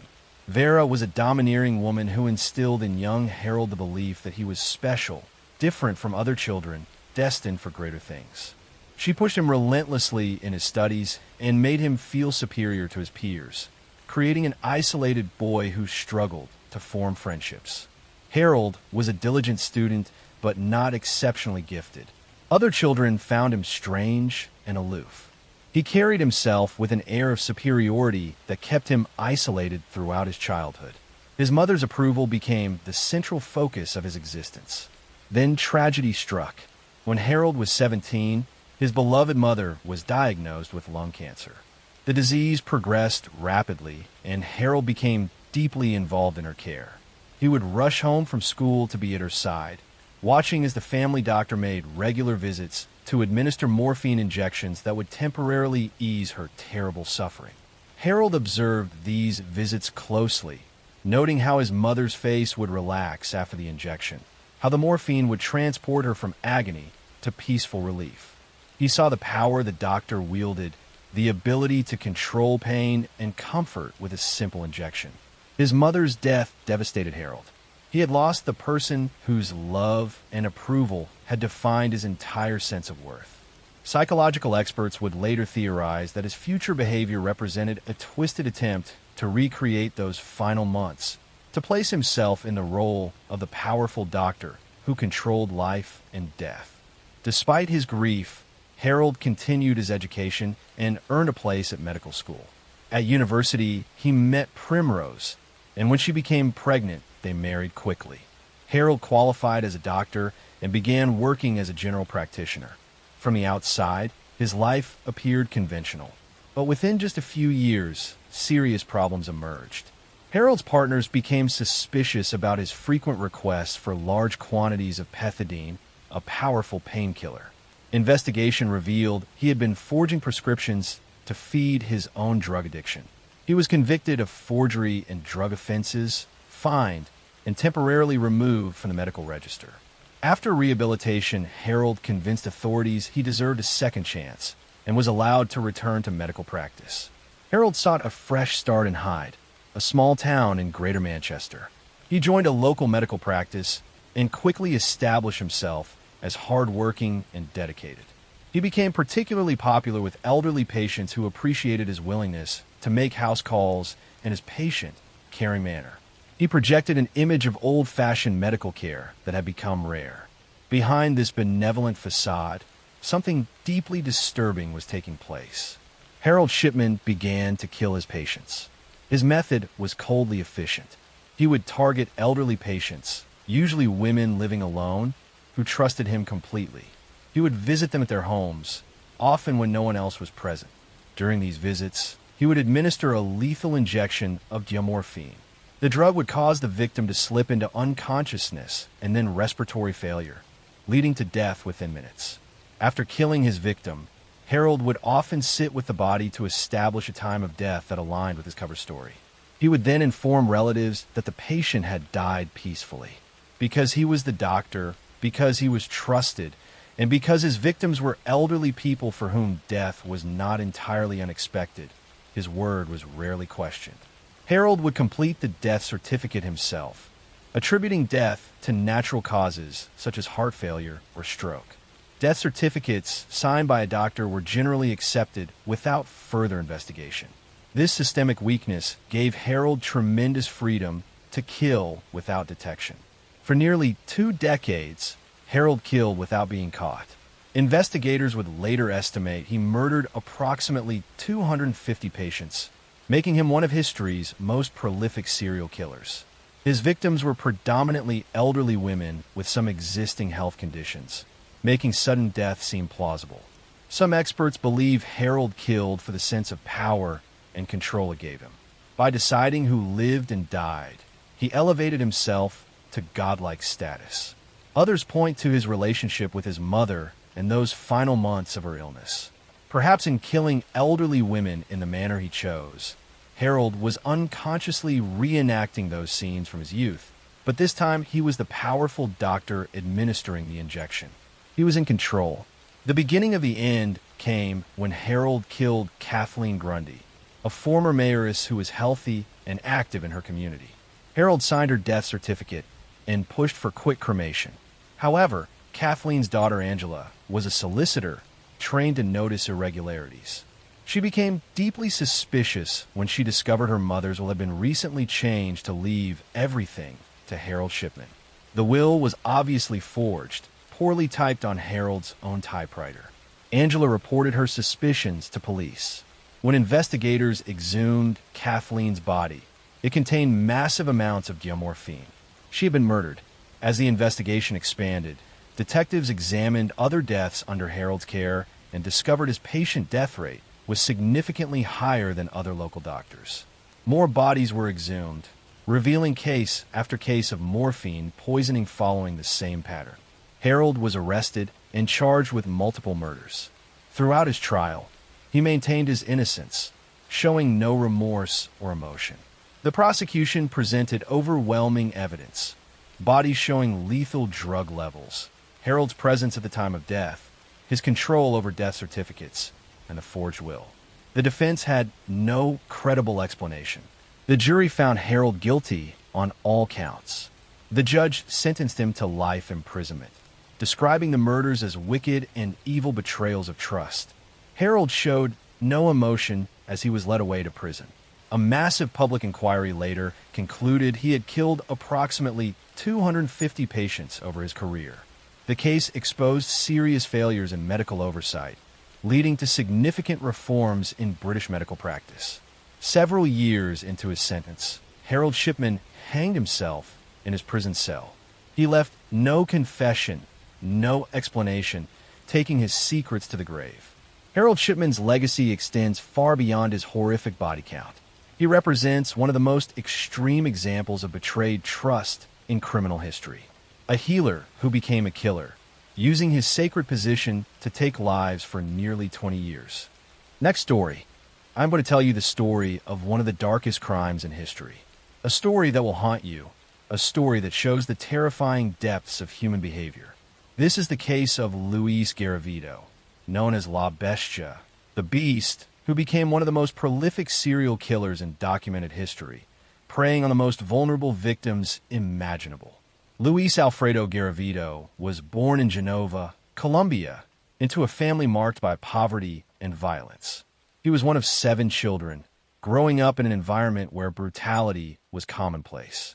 His father was an alcoholic who subjected the family to regular physical abuse, and Luis himself would later claim that he suffered sexual abuse from multiple adults during his childhood, experiences that left deep psychological scars. As a child, Luis was withdrawn and isolated. He had few friends and struggled to form normal relationships with other children. He performed poorly in school and left education at a young age, drifting between odd jobs and never finding stability or purpose. Those who knew him in his youth described him as strange and unsettling, someone who made others uncomfortable without any clear reason why. Luis grew into a man who appeared utterly unremarkable. He was slight in build, soft-spoken, and easily overlooked in a crowd. He worked various menial jobs, never staying anywhere long, never forming lasting connections. He moved frequently throughout Colombia, a country already torn apart by violence from drug cartels and guerrilla warfare. In this chaos, Luis discovered he could move unnoticed, and he learned that certain people, particularly poor and vulnerable children, could disappear without anyone paying much attention. Luis began his killing spree, targeting the most defenseless victims in Colombian society: street children, young boys from impoverished families, children who sold small items on streets or shined shoes to survive. These were children that society had already failed, children who often had no one to miss them or search for them if they vanished. His method was calculated and deceptive. Luis would approach children in town squares, bus stations, or markets, presenting himself as a kind and trustworthy figure. He often posed as a priest, a monk, or a street vendor. He would dress respectably, speak gently, and offer the children small amounts of money, food, or the promise of work. For children living in desperate poverty, these offers were impossible to refuse. Luis would gain their trust, then convince them to walk with him to a supposed job site or to meet someone who could help them. He would lead them away from populated areas, walking for hours into rural countryside, isolated fields, or forests. Once they were completely alone and far from any help, Luis would attack. He would bind the children, torture them, and sexually assault them before killing them. His preferred method of murder was to cut their throats or strangle them. Afterward, he would sometimes mutilate the bodies and often left them exposed in remote locations where they might not be discovered for weeks or months. By the time remains were found, if they were found at all, decomposition and animal activity often made identification difficult or impossible. What made Luis particularly successful at evading capture was the nature of his victims and the chaos of Colombia during this period. The country was experiencing extreme violence from the drug trade and internal conflicts. Thousands of people were disappearing or being killed for various reasons, and law enforcement resources were overwhelmed. Poor street children were low-priority victims in a nation struggling with so many crises. Additionally, Luis never stayed in one place. He moved constantly throughout Colombia and even into neighboring Ecuador and Venezuela. He would commit murders in one region, then disappear and surface hundreds of miles away weeks or months later. This mobility made it extremely difficult for local police forces to recognize patterns or connect crimes across different jurisdictions. For years, Luis killed with shocking frequency. He later confessed to murdering approximately 140 children, though investigators believe the true number could be significantly higher, possibly as many as 300 victims. The sheer scale of his crimes is almost incomprehensible, representing one of the worst cases of serial murder in modern history. What finally led to Luis's capture was a combination of changing circumstances and his own escalating recklessness. As the Colombian government began to achieve more stability and improve law enforcement capabilities, authorities started to pay more attention to the pattern of missing and murdered children. Different police departments began sharing information and noticed similarities in cases across various regions. Luis was eventually apprehended after attempting to assault a boy who managed to escape and alert authorities. When police arrested Luis, He initially denied everything, but under interrogation, he eventually began to confess. What emerged was a horrifying account of years of predatory behavior and murder spanning much of Colombia. Luis led police to many burial sites, helping them recover remains of victims who had never been reported missing or whose disappearances had never been investigated. He provided details of his crimes with disturbing calmness, showing no genuine remorse for the children he had destroyed. Psychological evaluations revealed him to be deeply disturbed, with a complex mixture of personality disorders and a complete lack of empathy for his victims. The legal proceedings that followed were complicated by Colombian law. At the time of his crimes and trial, Colombia had abolished the death penalty and had a maximum prison sentence of 30 years, which could be reduced for cooperation with authorities.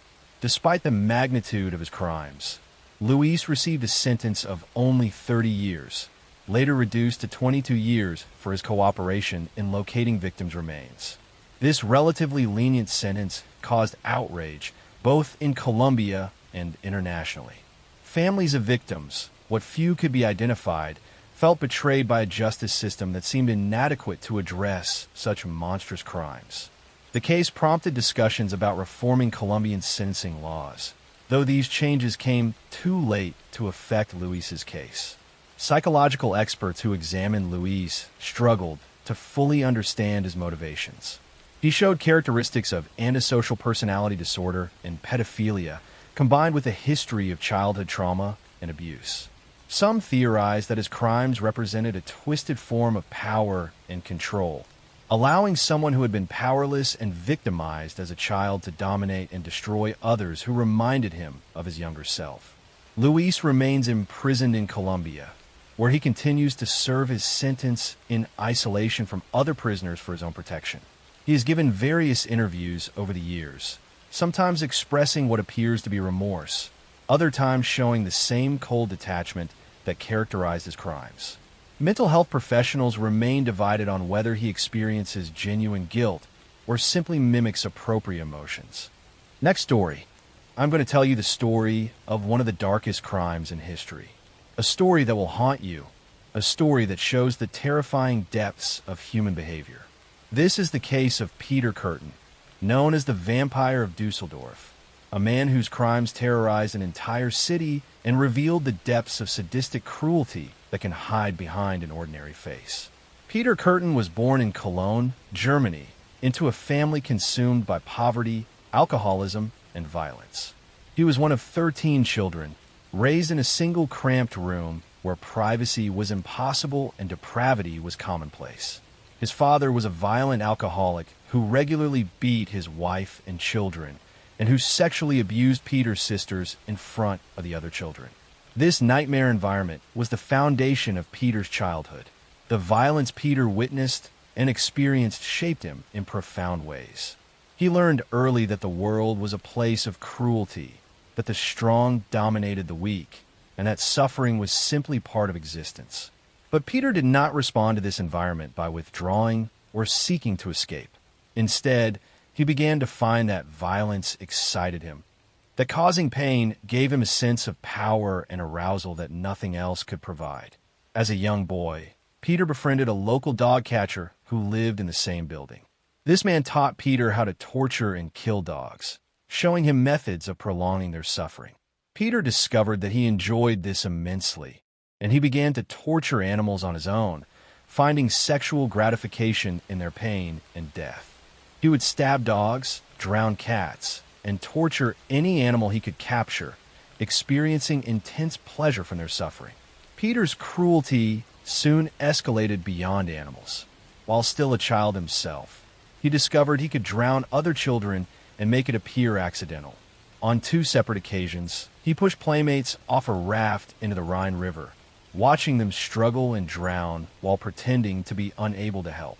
No one suspected these deaths were anything but tragic accidents, and Peter experienced a profound thrill from taking life while maintaining his innocent facade. As Peter entered adolescence, his violent impulses intensified. He began breaking into homes, initially to steal, but increasingly for the thrill of violating private spaces. During one burglary, he He discovered a sleeping girl and strangled her, experiencing intense sexual pleasure from the act of killing. He fled before anyone discovered the crime, and once again, he escaped suspicion. Peter's early adult years were marked by petty crime, theft, and fraud. He served multiple prison sentences, and during his incarcerations, he deliberately misbehaved to spend time in solitary confinement. He later explained that in the isolation of his cell, he could spend days fantasizing about violence and murder, creating elaborate scenarios in his mind that gave him intense satisfaction. These fantasies became more detailed and more sadistic with each period of isolation. After his release from a lengthy prison sentence, Peter moved to Dusseldorf and attempted to live a conventional life. He married a woman and worked as a factory worker, maintaining an appearance of respectability. His neighbors knew him as a quiet, polite man who dressed well and spoke softly. He was active in union activities and presented himself as a respectable member of the working class. No one suspected the darkness that lived within him. But Peter's violent urges had not disappeared. They had been building during his years in prison, growing stronger and more demanding. He began to act on his impulses with increasing frequency and brutality. Peter's crimes in Dusseldorf began with attacks that seemed random and motiveless. He would approach people on dark streets, stab them suddenly, and disappear into the night. Some victims survived, others did not. He attacked men, women, and children with equal randomness. The attacks seemed to have no pattern, no clear motive, and no connection between victims. What made Peter particularly terrifying was the pleasure he derived from every aspect of his crimes. He enjoyed the stalking, the selection of victims, the anticipation of violence. He experienced intense sexual arousal during the attacks themselves, often achieving orgasm while stabbing or strangling his victims. And afterward, he would return to the crime scenes to relive the experience, sometimes drinking blood from the wounds of his victims, which earned him his horrifying nickname. Peter's attacks escalated in frequency and brutality. He murdered a young girl, stabbing her repeatedly and leaving her body in a field. He attacked a woman with a hammer, beating her savagely. He strangled children and threw their bodies into rivers. He attacked couples walking together, stabbing both with frenzied violence. The city of Dusseldorf descended into terror as the attacks continued with no clear pattern and no apparent way to predict where or when he would strike next. The police investigation was massive, but initially ineffective. Peter's victims were random, his methods varied, and he left little physical evidence. Hundreds of suspects were questioned and released. The public became increasingly frightened, with people afraid to go out after dark. Some businesses closed early, and the streets emptied at night as fear gripped the city. What the police did not realize was that Peter was following the investigation closely, reading newspaper accounts with intense pleasure. He enjoyed the fear he had created, the sense of power it gave him over an entire city. He sometimes attended funerals of his victims or visited memorials, deriving satisfaction from witnessing the grief he had caused. Peter's downfall came through a combination of chance and his own compulsion to talk about his crimes. He had attacked a woman who managed to escape, and she later encountered Peter again by chance.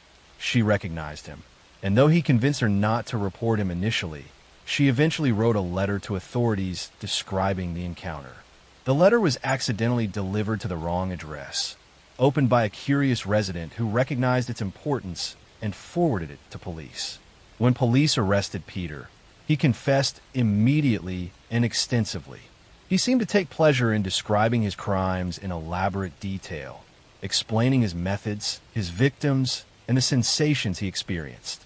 He confessed to dozens of murders and attempted murders, leading police to victims they had not connected to the same killer. Psychological experts who examined Peter found him to be fully aware of right and wrong, capable of controlling his behavior, but utterly indifferent to the suffering of others. He killed because it gave him pleasure, and he felt no more remorse for murdering humans than someone might feel for swatting a fly. He described his crimes with clinical detachment, sometimes becoming animated only when describing particularly brutal details that clearly excited him. Peter's trial attracted international attention. He was ultimately convicted of multiple murders and sentenced to death. He went to his execution calmly, reportedly asking whether he would be able to hear his own blood gurgling after the blade of the guillotine severed his head, curious to experience even his own death as a source of sensation. Next story. I'm going to tell you the story of one of the darkest crimes in history. A story that will haunt you. A story that shows the terrifying depths of human behavior. Charles Cullen, a seemingly gentle nurse, moved quietly between hospitals in New Jersey and Pennsylvania, his presence unnoticed except by those who witnessed the quiet, inexplicable deaths that seemed to follow wherever he went. His crimes stretch across 16 years and multiple medical institutions, an unfolding nightmare in the spaces where people expected healing and care, not harm. Nurses are trusted, guardians in the lonely hours of the night, caregivers at the threshold of suffering. Charles Cullen used that trust to mask a hidden agenda. Patients under his care started to die in unusual ways, cardiac arrests and sudden deteriorations common in wards. But the frequency and oddity of these deaths drew only brief suspicion at first. Some were elderly, sick, already close to the end of life. Others, recovering, stable, died with a suddenness that baffled staff and devastated families. Few imagined these moments were not fate, but design. Charles's method was silent and almost invisible. On his shifts, he would select a patient, a process that seemed at times random and at other times disturbingly intentional. He employed his knowledge of hospital drugs, using medications like digoxin, insulin, and others untraceably lethal in the right doses. These substances, administered in the stillness of nighttime rounds or the ordinary bustle of day shifts, would tip the most vulnerable patients into fatal cardiac arrhythmias, respiratory distress, and then nothingness. He was meticulous. Vials were sometimes replaced, records occasionally altered, but most often it was the very nature of hospital life that hid the evidence. Death in these settings can be ascribed to the ravages of disease, the failures of biology rather than intent. In the post-mortem debates among medical teams, Charles was present as a quiet, reliable staff member, rarely a suspect. For many years, the only pattern was tragedy. Still, whispers spread through the halls, an abnormally high mortality rate, notes of missing medications, a feeling of unease around the calmness of Cullen's demeanor. Nurses here and there spoke of concerns, flagged irregularities, but the lack of hard evidence and the fear of implicating a colleague made these warnings easy to overlook or quietly downplay. Hospital administrators, perhaps more concerned with liabilities than justice, often accepted Cullen's resignation when suspicion encroached, allowing him to move on before resolute questions could be asked. For years, Charles Cullen moved from hospital to hospital, sometimes dismissed for odd behavior, sometimes quietly compelled to resign. His resume was patchworked with frequent changes, yet each new facility offered fresh trust. Where he went, unexplained patient deaths would soon follow. The first real breakthrough began with someone who refused to simply accept despair. Amy Luffren, a fellow nurse at Somerset Medical Center, began to notice the disturbing patterns that no one else seemed to be seeing. A series of suspicious codes, unexpected fatalities among patients whose cases should not have ended in death, vials of medication missing or unaccounted for. Amy started to piece it together, documenting her observations and risking her own safety to go to the hospital administration. Faced with mounting anomalies, Somerset Medical launched an internal investigation. Early doubts were met with hesitation, as administrators were wary to accuse and quick to attribute the spike in deaths to bad luck or innocent error. But the pattern soon became undeniable. Drug records and hospital logs began to clearly indicate administering of lethal doses aligning with Cullen's scheduled shifts. Medical examiners found elevated levels of digoxin and insulin in the bloodstreams of several victims, substances not prescribed to many of the deceased patients. In the fall of 2003, detectives and prosecutors were brought in. The investigation methodically reconstructed every shift and every death, correlating hospital records and drug logs, to form a chilling picture of calculated, repeated murder. Forensic breakthroughs included digital audit trails on medicine dispensing systems, making it possible to track what vials were accessed, in what quantities, and by whom. It was a meticulous process, piecing together years of hospital data, matching drug records to code blue events, and painstakingly interviewing staff. Cullen was approached by detectives. The interviews revealed a man at the end of endurance, pale and exhausted. Under questioning, his calm facade fell apart. He confessed, at first in halting fragments, then in a torrent of guilt and regret. Charles admitted to dozens of murders, voicing a twisted logic for his actions, claiming he was ending suffering, that he was an angel of mercy, but each justification rang hollow against the reality. Families left in ruin, lives ended not by chance but intent. In the courtroom, the case drew nationwide attention. An ordinary man in scrubs and glasses who'd done the unthinkable under the cover of care. The trial was painstaking, the evidence vast. Witnesses spoke of trust betrayed, their voice trembling as they recounted the last moments with loved ones now known to be victims. Medical experts explained the exacting science behind the crimes, detailing how the drugs used were masked by standard practice, how the patterns only became obvious over years. Defenders attempted to present mitigating circumstances, mental illness, years of trauma, but the enormity of his actions swept aside such explanations. In the end, Charles Cullen was sentenced to multiple life terms, with no possibility of parole. He would never again walk a hospital ward, never again have the trust of the vulnerable in his hands. The aftermath left a lingering tension in the medical world. Institutions re-examined hiring protocols, scrutinized record-keeping, and the movement of staff flagged for cause. The Cullen case prompted sweeping reforms, stricter oversight of medication use, more rigorous systems for tracking drug administration, mandatory reporting of suspicious patterns, and new wariness whenever patterns of unexplained death emerged in medical settings. To this day, the name Charles Cullen conjures unease. Hospitals that once saw themselves as sanctuaries became more vigilant. The case haunted policy discussions, reinforced the crucial role of whistleblowers like Amy Luffrin, and left the medical profession reckoning with the uncomfortable truth that evil can sometimes wear the gentlest of faces. For those who lost loved ones, the case offered little closure. Only the awareness of just how fragile trust can be in places designed for hope.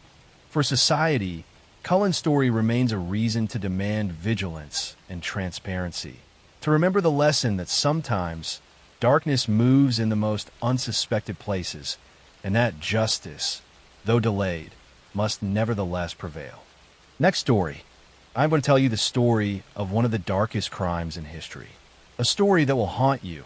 A story that shows the terrifying depths of human behavior. This story begins in 1924 in Chicago, Illinois, with two extraordinarily intelligent and wealthy young men named Nathan Leopold and Richard Loeb. Both were students at the University of Chicago, and both came from affluent families. Their friendship was founded on a shared fascination with Nietzsche's philosophy, especially the idea of the, or Superman, which suggested that some people are above moral laws that govern ordinary men. This dangerous belief gave them the audacity to plan what they called the perfect crime, a crime so flawless they believed it would leave no trace and none of the usual consequences.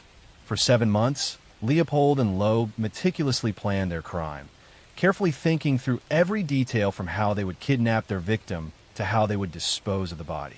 They wanted to demonstrate not just their brilliance, but also their perceived superiority over the legal system and society itself. Their intellect and privilege led them into a chilling experiment with morality and human life. Their victim was Bobby Franks, a 14-year-old boy who was Richard Loeb's distant cousin and lived nearby. Bobby was a familiar face, and they chose him primarily because he was easy to approach and had a wealthy family, perfect for a ransom plan despite the fact that their real motive was far darker than money. On May 21st, 1924, Leopold rented a car under the alias Morton D. Ballard. The The two men cruised Chicago's streets on the afternoon that Bobby was walking home from school. Loeb persuaded Bobby to enter the car by feigning interest in his tennis racket, an innocent pretense designed to lower the boy's guard. Once inside, Loeb struck Bobby several times on the head with the handle of a chisel to quickly overpower him. They gagged Bobby to silence his cries, creating a frightening scene of control and violence. Bobby's life was taken somewhere in the car during the short ride. After incapacitating Bobby, they drove to a secluded area near Wolf Lake on Chicago's south side. In the darkness, they stripped the boy's clothes and poured hydrochloric acid over his face and genitals, a brutal attempt to make identification difficult and erase a piece of his identity. The body was hidden inside a concrete drainage culvert near the railroad tracks. This act revealed their coldness and their indifference to the child's suffering. Returning to Chicago, Leopold called Bobby's mother, posing as a man named George Johnson. Using a calm voice, he told her son had been kidnapped and that instructions for delivering the ransom would follow. A typed ransom note arrived with precise, complicated instructions for paying $10,000 to secure Bobby's release. Despite all these methods to confuse and delay authorities, the family never received their son alive. Later that night, the two men burned Bobby's clothes in a basement fire and cleaned the bloodstains from the car, as if erasing all traces of an unthinkable crime. Afterwards, they played cards and went about their ordinary lives, behaving as if nothing had happened. The plan quickly unraveled. The ransom payment was never made because Bobby's body was discovered within a day, found partially exposed through the weeds by a laborer. The acid they had poured on him had not hidden his identity completely. Investigators became suspicious when eyeglasses were found near the body. Although spectacles were common, the unique design of the hinges on the frame, custom-made by one of only 3 opticians in Chicago, was rare. Nathan Leopold, a known customer, was identified as the owner. His story that the glasses dropped during a bird-watching trip was weak and unconvincing. The police further investigated the alibis Leopold and Loeb gave for the time of the crime. They claimed that they had picked up 2 women earlier that afternoon and dropped them off later. But witnesses contradicted this, and Leopold's chauffeur confirmed the car was actually in the garage for repairs. A crucial piece of evidence was the discovery of the typewriter used to compose the ransom note, found dumped in nearby Jackson Park Lagoon. Under pressure, Loeb confessed first, claiming Leopold had planned a crime and was driving the car while Loeb killed Bobby with the chisel. Leopold quickly followed with his confession, stating the opposite, that he was driving while Loeb struck the fatal blows. Their confessions, though differing slightly in details, matched on most other points and confirmed their involvement beyond doubt. They admitted their true motives were not money, but to experiment with the idea of committing a perfect crime. They saw themselves as intellectual titans, detached from ordinary emotions, interested in learning what it felt like to kill a human being. Leopold coldly likened their action to an entomologist pinning insects to a board for study, a scientific experiment without compassion or remorse. When their families hired the famed defense attorney Clarence Darrow, he faced an enormous challenge.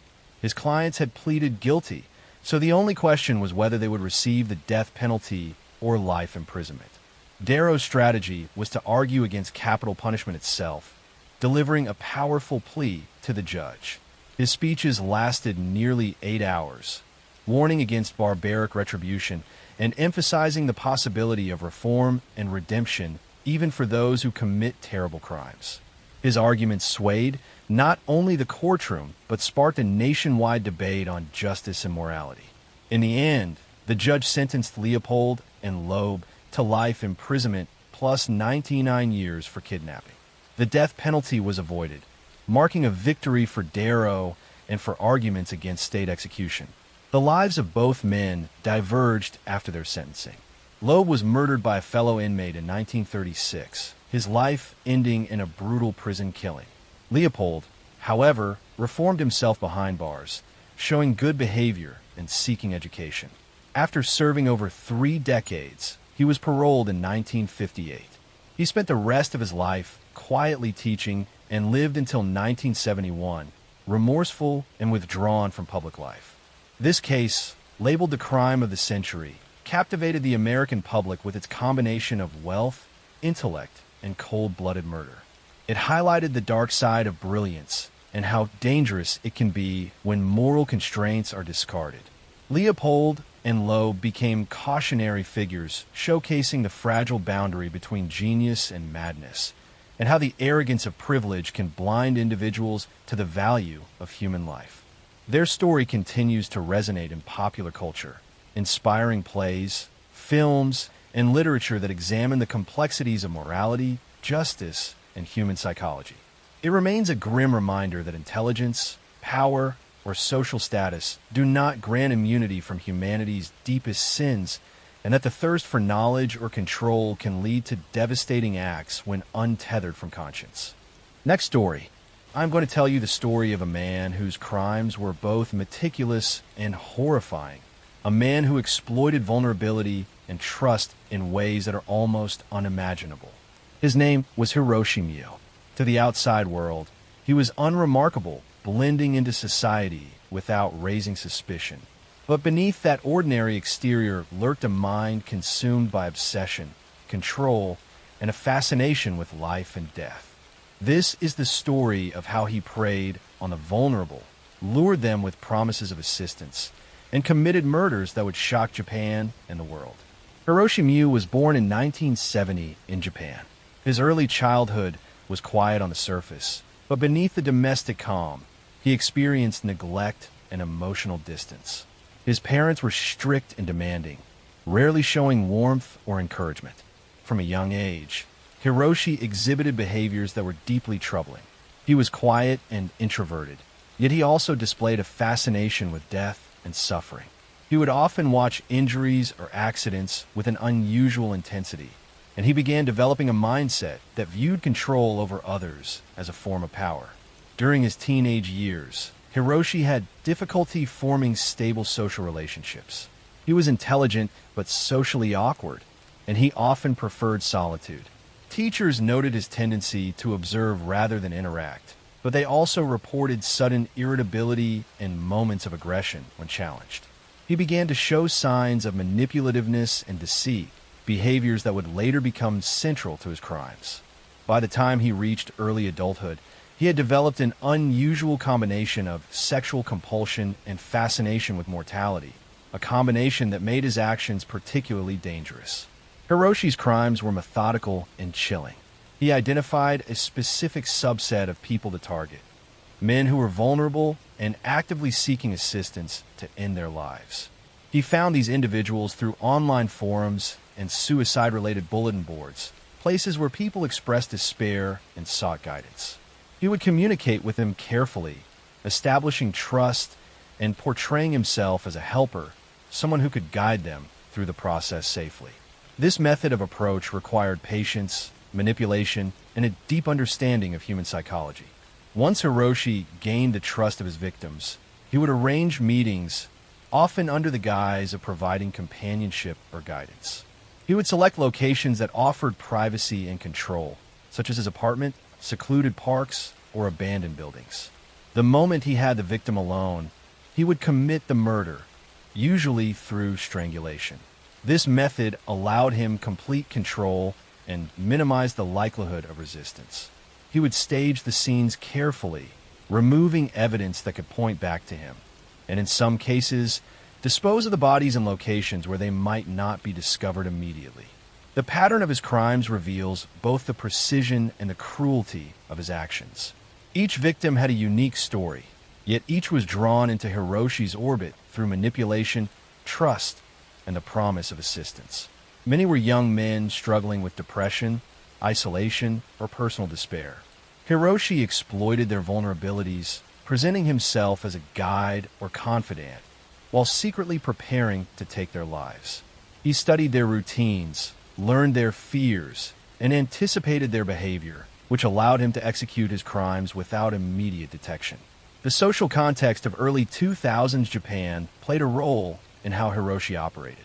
Suicide was a sensitive topic, often stigmatized, and those seeking help were cautious about whom to trust. This allowed Hiroshi to hide in plain sight, preying on individuals who were unlikely to report him or whose absence might not immediately draw attention. His ability to navigate these social dynamics with apparent normalcy made him particularly dangerous. Authorities began noticing patterns when several men were found dead under similar circumstances: strangulation, evidence of manipulation, and careful staging. Police investigations were complicated because the victims had willingly met with Hiroshi, leaving few physical clues. Detectives painstakingly traced online communications, witness statements, and behavioral patterns, slowly piecing together the connections between the murders. Hiroshi Mu's eventual capture involved meticulous police work. Investigators identified him through internet activity, analysis of postings on suicide forums, and reports from individuals who had observed suspicious behavior. When confronted, he initially denied involvement, but the weight of evidence, including his digital footprint and physical evidence, led to full confessions. He described how he selected his victims, how he communicated with them online, and the methods he used to carry out the murders. Psychologists later studied him, identifying traits of psychopathy, sexual sadism, and obsessive control over life and death. The trial of Hiroshi Mu drew intense public attention. Courtrooms were filled with families of victims, journalists, and concerned citizens. Witnesses recounted his manipulations, his online interactions, and the terror he caused in his victims' final moments. Forensic experts detailed the crime scenes, linking patterns, methods, and evidence directly to him. Psychologists testified about his personality, compulsions, and lack of empathy, explaining how someone could commit repeated murders while maintaining an outward appearance of normalcy. Hiroshi was ultimately convicted of multiple counts of murder and sentenced to death. The case left a lasting impact on Japanese society, highlighting the dangers of online predation, the vulnerabilities of those struggling with mental health issues, and the challenges law enforcement faces in the digital age. Families of victims struggled with grief and shock, compounded by the betrayal inherent in Hiroshi's manipulation. He presented himself as a helper, only to betray their trust in the most horrifying way. Even decades later, Hiroshi Mu's case remains a critical study in criminology, psychology, and sociology.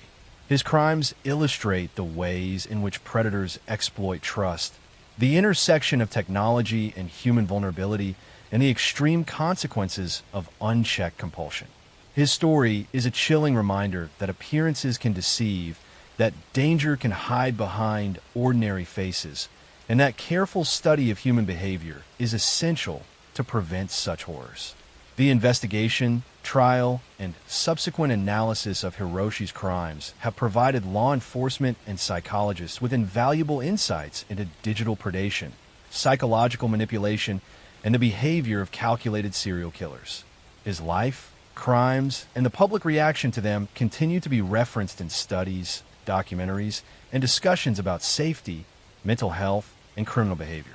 Hiroshi Mu's story is a cautionary tale about the dark side of human nature, the dangers of misplaced trust, and the lengths to which a person consumed by compulsion can go to satisfy their urges. The meticulous planning, the exploitation of the vulnerable, and the ability to mask evil behind a facade of normalcy make his case both terrifying and instructive.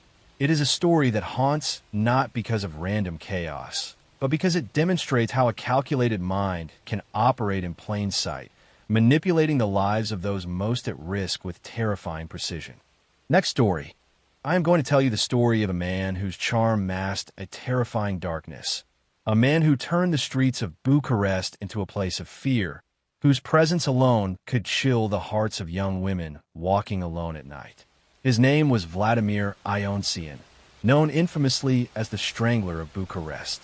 This is the story of his life, his psychology, the terror he caused, the victims he hunted, the investigation that finally captured him, the trial, and the lasting impact of his crimes. Vladimir Ionsian was born in 1932 in Romania. His early life was marked by hardship, instability, and family tensions. He grew up in a society struggling with economic difficulties, and his family faced frequent financial and social pressures. From a young age, Vladimir displayed traits that would later define his criminal behavior: charm, manipulativeness, a need for attention, and a disturbing fascination with control over others. Teachers and neighbors noted that he could be sociable and intelligent, yet he was also prone to impulsive aggression and a lack of empathy toward others, especially those weaker or more vulnerable. During adolescence, Vladimir began experimenting with theft, minor aggression, and deception. He was able to use his charm to manipulate peers and adults, often avoiding serious consequences for his misdeeds. This combination of intelligence, charm, and a lack of moral constraint laid the foundation for the predator he would become. As he matured into adulthood, he began to channel his impulses toward more dangerous and violent tendencies, particularly an obsession with young women and a compulsion to dominate and control. By the mid-1950s, Vladimir lived in Bucharest, working odd jobs and moving through society with apparent normalcy. To the casual observer, he was a friendly, polite, and helpful young man. But beneath this exterior, he had developed a methodical approach to predation. He would select young women who were alone, often in parks, streets, or public transport, using his charm to approach them. He would gain their trust with conversation, persuasion, and attention, presenting himself as a friendly acquaintance or helper. Once he had the woman isolated, he would carry out his murders, often by strangulation, a method that allowed him control, precision, and, at times, a sense of satisfaction from the act itself. The fear Vladimir instilled in Bucharest grew gradually as women began disappearing. His victims shared a common pattern: young, often alone, approached by a man who seemed harmless. Families reported missing daughters and sisters, and the community slowly became aware of a predator moving undetected among them. Unlike random killers, Vladimir carefully planned his attacks. He studied his victims, learned their routines, and waited for the right moment to strike. Each encounter demonstrated a calculated blend of charm, manipulation, and lethal violence. Police investigations were initially slow, as the pattern of disappearances was not immediately connected. The chaotic post-war urban environment, combined with social disruptions, gave Vladimir an opportunity to operate without immediate suspicion. Detectives began piecing together information from witness statements, discovery sites, and survivor accounts. They noticed a pattern. Women had been approached by a man matching a particular description, often in public spaces where he could appear unthreatening. Surveillance, questioning, and careful analysis of behaviors gradually focused attention on Vladimir as a suspect. His arrest came after careful observation and reports from women who had narrowly escaped him. Witnesses described his mannerisms, voice, and behavior, which led authorities to track him down. When confronted, Vladimir initially denied the killings, maintaining a calm and polite demeanor. But evidence, including testimonies, physical proof, and forensic data, forced him to confess. During interrogation, he explained how he selected victims, gained their trust, and committed the murders, revealing the cold calculation behind his predation. Psychologists later evaluated him, noting traits of psychopathy, obsessive control, and a disturbing sexual compulsion. The trial of Vladimir Ionsian captured national attention. Courtrooms were filled with journalists, family members of victims, and ordinary citizens shocked by the revelations. Witnesses recounted his manipulations, the terrifying circumstances of his attacks, and the fear he had instilled throughout the city. Forensic experts detailed the crime scenes, methods of killing, and the patterns that linked him to each victim. Psychologists explained his personality and mental state, describing the dangerous combination of charm, intelligence, and lack of empathy that allowed him to commit multiple murders without detection for a period of time. Vladimir was convicted of multiple counts of murder and sentenced to death. The case had a profound impact on Bucharest. Families of victims struggled with grief and the horror of knowing their loved ones had been lured and killed by a man who seemed ordinary to others. The city grappled with fear and distrust, particularly among women who were alone in public spaces. His crimes became a cautionary tale about the hidden dangers lurking behind charm and appearances. Even decades later, Vladimir Ionsian's story continues to be studied in criminology, psychology, and criminal justice. His methods, manipulation, and ability to exploit trust provide insight into the behavior of predatory individuals. His case serves as a chilling reminder that danger often comes from those who appear normal, and that careful observation, community awareness, and psychological insight are crucial in identifying and stopping predators. The investigation, trial, and subsequent study of Vladimir's crimes have provided invaluable lessons about serial predation, the psychology of charm combined with violence, and the social conditions that can enable such behavior. His life, crimes, and conviction are a lasting testament to the terror one individual can instill in a community and the importance of vigilance in recognizing the warning signs of predatory behavior. Vladimir Ionsian's story is not just one of murder, but of manipulation, deception, and the exploitation of trust. It is a story that haunts because it demonstrates how easily danger can hide behind an ordinary face, how calculated violence can operate in plain sight, and how fear can permeate a city long after the predator is gone. It remains a chilling example of human darkness, the complexity of criminal psychology, and the lasting impact of serial violence on families, communities, and society as a whole. Next story. I'm going to tell you the story of Vladimir Ionsian, whose presence on the streets of Bucharest in the late 1950s instilled fear in women across the city. He was a man who could appear charming and polite, yet beneath that exterior was a mind consumed by compulsion, control, and a dangerous fascination with young women. His crimes were methodical, predatory, and terrifying, and the story begins with his first known victim. The first young woman Vladimir targeted was a 19-year-old named Elena. She lived with her family in Bucharest and often spent evenings walking alone after work or school. Elena was cautious but sociable, someone who trusted people easily when they seemed kind and polite. On a warm evening, she encountered Vladimir while walking through a quiet street near a neighborhood. Vladimir had been observing the area, noticing which women walked alone and how they responded to friendly approaches. Vladimir approached Elena with a smile and a gentle tone, offering to accompany her for safety. He presented himself as a helpful acquaintance, someone genuinely concerned about her well-being. Elena, feeling reassured by his polite demeanor, accepted his company. Vladimir's skill at charm and subtle manipulation allowed him to appear trustworthy, making it easier for him to lead her to a quieter area. Once isolated, Vladimir's behavior changed. He subtly exerted control over Elena, guiding her steps and limiting her ability to escape. His method of strangulation was deliberate, designed to maintain control and ensure compliance without alerting passersby. He took his time, ensuring the act was carried out efficiently. After the murder, Vladimir carefully examined the scene, ensuring there was no evidence that could directly connect him to the crime. He then left Elena's body in a location he knew would delay discovery. The discovery of Elena's body shocked the community. Families of young women grew fearful, and rumors began circulating about a possible predator in the area. Police began investigating, but initial leads were scarce. Witnesses described a young man who had been seen walking with Elena before her disappearance, but the details were vague. Forensic methods at the time were limited, making it difficult to immediately connect this murder to others. Vladimir observed the growing fear with quiet satisfaction. He learned from each crime, refining his approach to minimize risk and maximize control. The first murder set a pattern. He would select young women who were alone, appear friendly and helpful, gain their trust, and then commit the murder in a controlled, methodical manner. The second victim followed a similar pattern.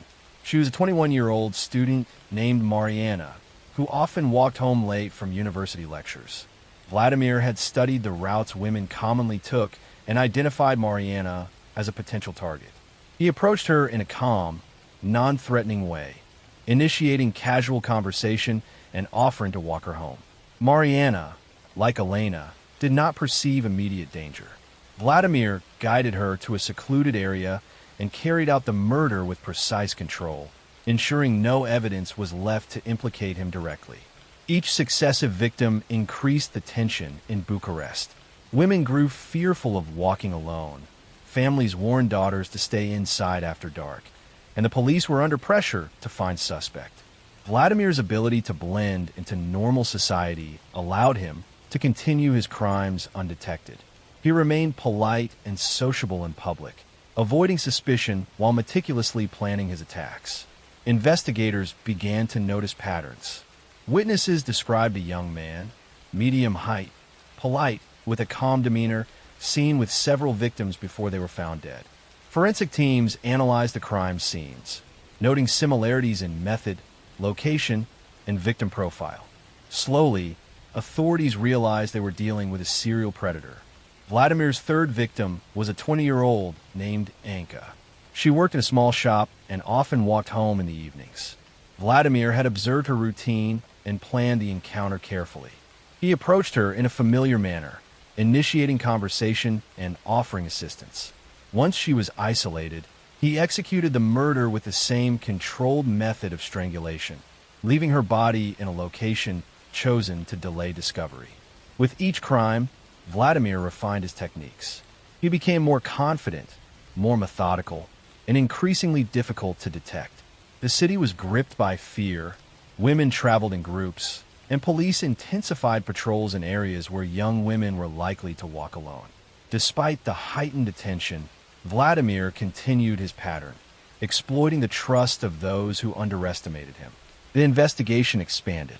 Police compiled witness statements, conducted stakeouts, and attempted to predict his next move.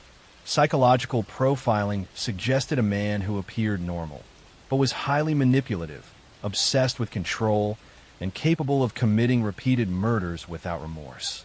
Each victim provided insights into his behavior, but the challenge remained to apprehend him before more lives were lost. Vladimir's fourth victim, a 22-year-old named Ioana, was similarly targeted. She often took evening walks after finishing her studies. Vladimir approached her on a quiet street, using the same charm and calm demeanor he had perfected. He guided her to a secluded area, restrained her, and committed the murder. The pattern was now unmistakable. Young women alone, approached politely, isolated, and strangled. The accumulation of evidence, witness reports, and forensic similarities eventually allowed police to identify Vladimir as a suspect.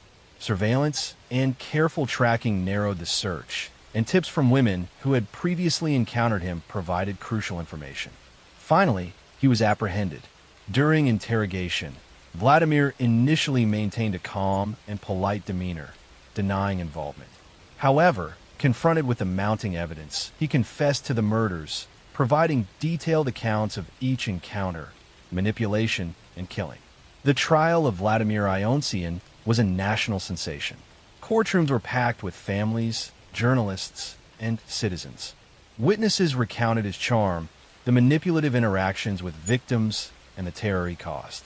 Forensic experts presented detailed evidence of the murders, linking patterns of method, location, and behavior. Psychologists described his personality, obsession with control, and lack of empathy, explaining how he was able to commit multiple murders while appearing ordinary.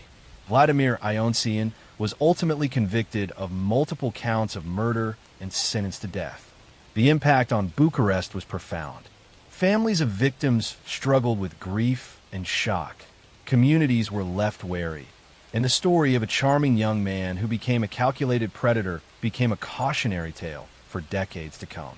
Even today, the case of Vladimir Ionsian is studied in criminology, psychology, and criminal justice. His methods, manipulation, and ability to exploit trust provide insights into predatory behavior and the psychology of charm combined with violence. His crimes remind society of the hidden dangers behind ordinary appearances and the importance of vigilance in recognizing predatory patterns. Vladimir Ionsian's story is a chilling example of calculated violence, the exploitation of trust, and the terror one individual can impose on a city. Next story. I'm going to tell you the story of Yang Xinhai, one of the most feared serial killers in modern Chinese history.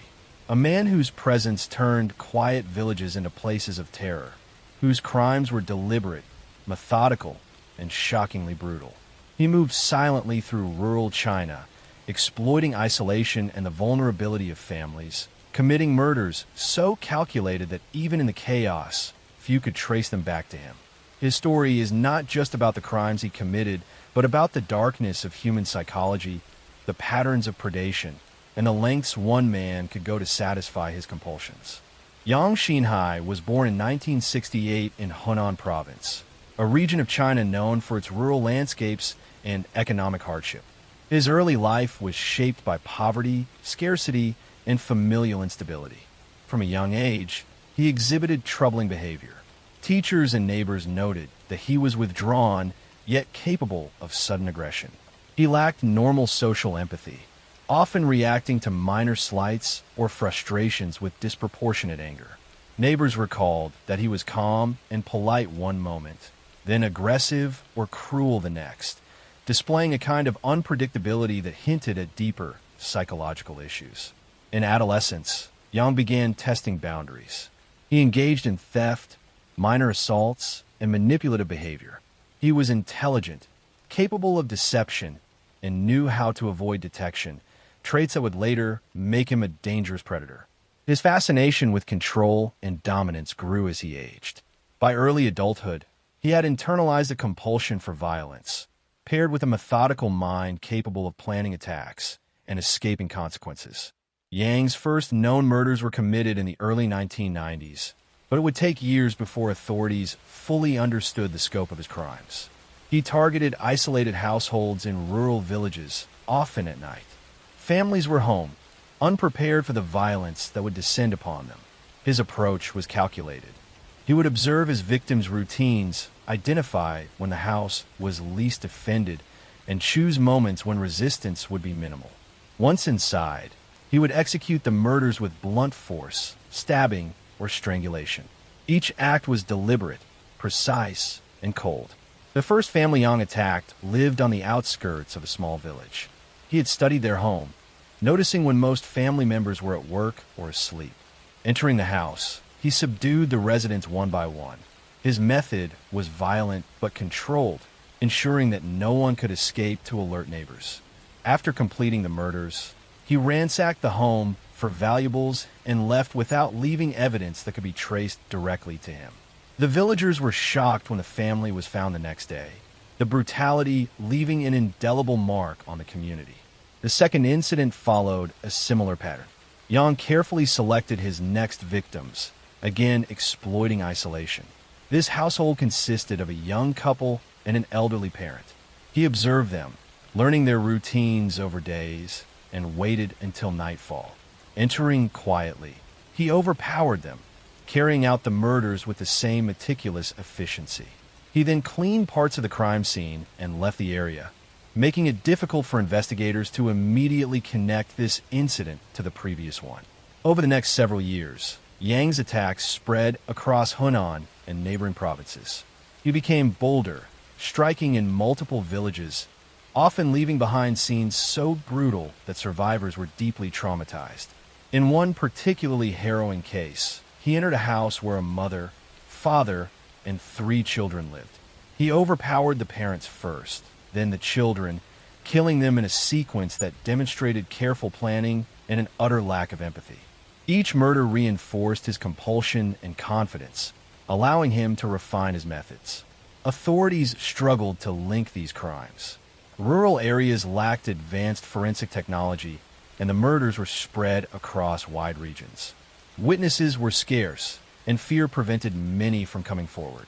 Police began mapping patterns. The methods of killing, the types of households targeted, the rural locations, and the timing of the attacks. Slowly, the picture of a single perpetrator began to emerge. Yang Xinhai's ability to blend into society contributed to his continued evasion. He worked various jobs, moving from village to village. He presented himself as polite, helpful, and unremarkable. No one suspected that the quiet laborer walking through the village streets during the day could commit atrocities at night. His duality, ordinary citizen by day, predator by night, made him extremely difficult to apprehend. Each victim had a story. One woman, 28 years old, was preparing dinner for her family when Yang entered the home. He forced compliance, restrained her, and killed her and the other household members. In another case, a young man returning from work was overpowered before he could raise the alarm. Detailed accounts from surviving neighbors, footprints, and patterns of entry eventually helped the authorities understand the methods Yang employed. The investigation intensified in the late 1990s. Police began coordinating across regions, comparing case files, witness statements, and physical evidence. Patterns emerged. The selection of rural households, the use of surprise attacks, the methodical execution of murders, and the timing of attacks often during night hours. Psychological profiling suggested a man with obsessive control, lack of empathy, and compulsive violent tendencies. Yang Xinhai's eventual capture occurred after surveillance, tips from local villagers, and careful forensic analysis. Authorities had begun predicting likely targets, monitoring movements, and questioning laborers passing through villages. When confronted, Yang initially denied involvement, but the overwhelming evidence, fingerprints, connections between crime scenes, witness identification, forced a confession. He detailed each murder, explaining how he chose his victims, entered their homes, and committed the killings. Psychologists later analyzed him, noting psychopathy, emotional detachment, and compulsive violent tendencies. The trial was extensive. Families of victims attended, journalists reported widely, and citizens followed developments closely. Witnesses recounted his deceptive charm, his ability to enter homes unnoticed, and the terror he instilled. Forensic experts presented evidence from multiple scenes, linking Yang to dozens of murders. Psychologists explained his mental state, lack of remorse, and compulsions, helping the court understand how one man could commit repeated atrocities without immediate detection. Yang Xinhai was ultimately convicted of the murder of 67 people and sentenced to death. The impact on China was profound. Communities across Hunan and neighboring provinces were left traumatized. Families struggled with grief, and the psychological scar of his crimes lasted for decades. His actions prompted changes in rural policing, forensic methods, and awareness about domestic vulnerability. Even today, Yang Xinhai's story is studied in criminology, psychology, and law enforcement. His meticulous planning, predatory behavior, and exploitation of isolation provide lessons on serial predation. Next story. I am going to tell you the story of one of the darkest and most haunting criminal cases in Canadian history. The story of Robert Pickton, a man whose crimes preyed on the most vulnerable women in Vancouver, leaving a trail of fear, grief, and unanswered questions. This is the story of his life, the forces that shaped him, the choices he made, and the chilling consequences of those choices.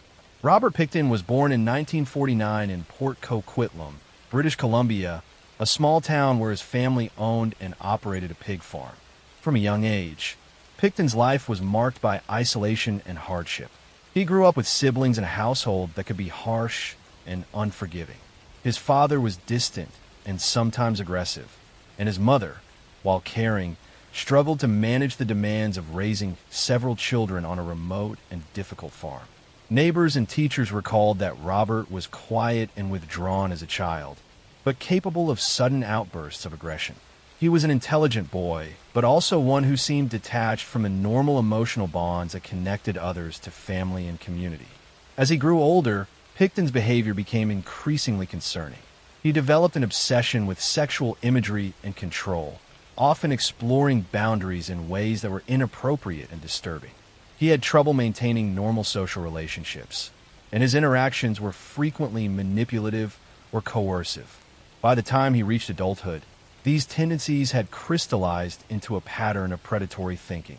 He was highly aware of power dynamics, especially in situations where he could exploit vulnerability.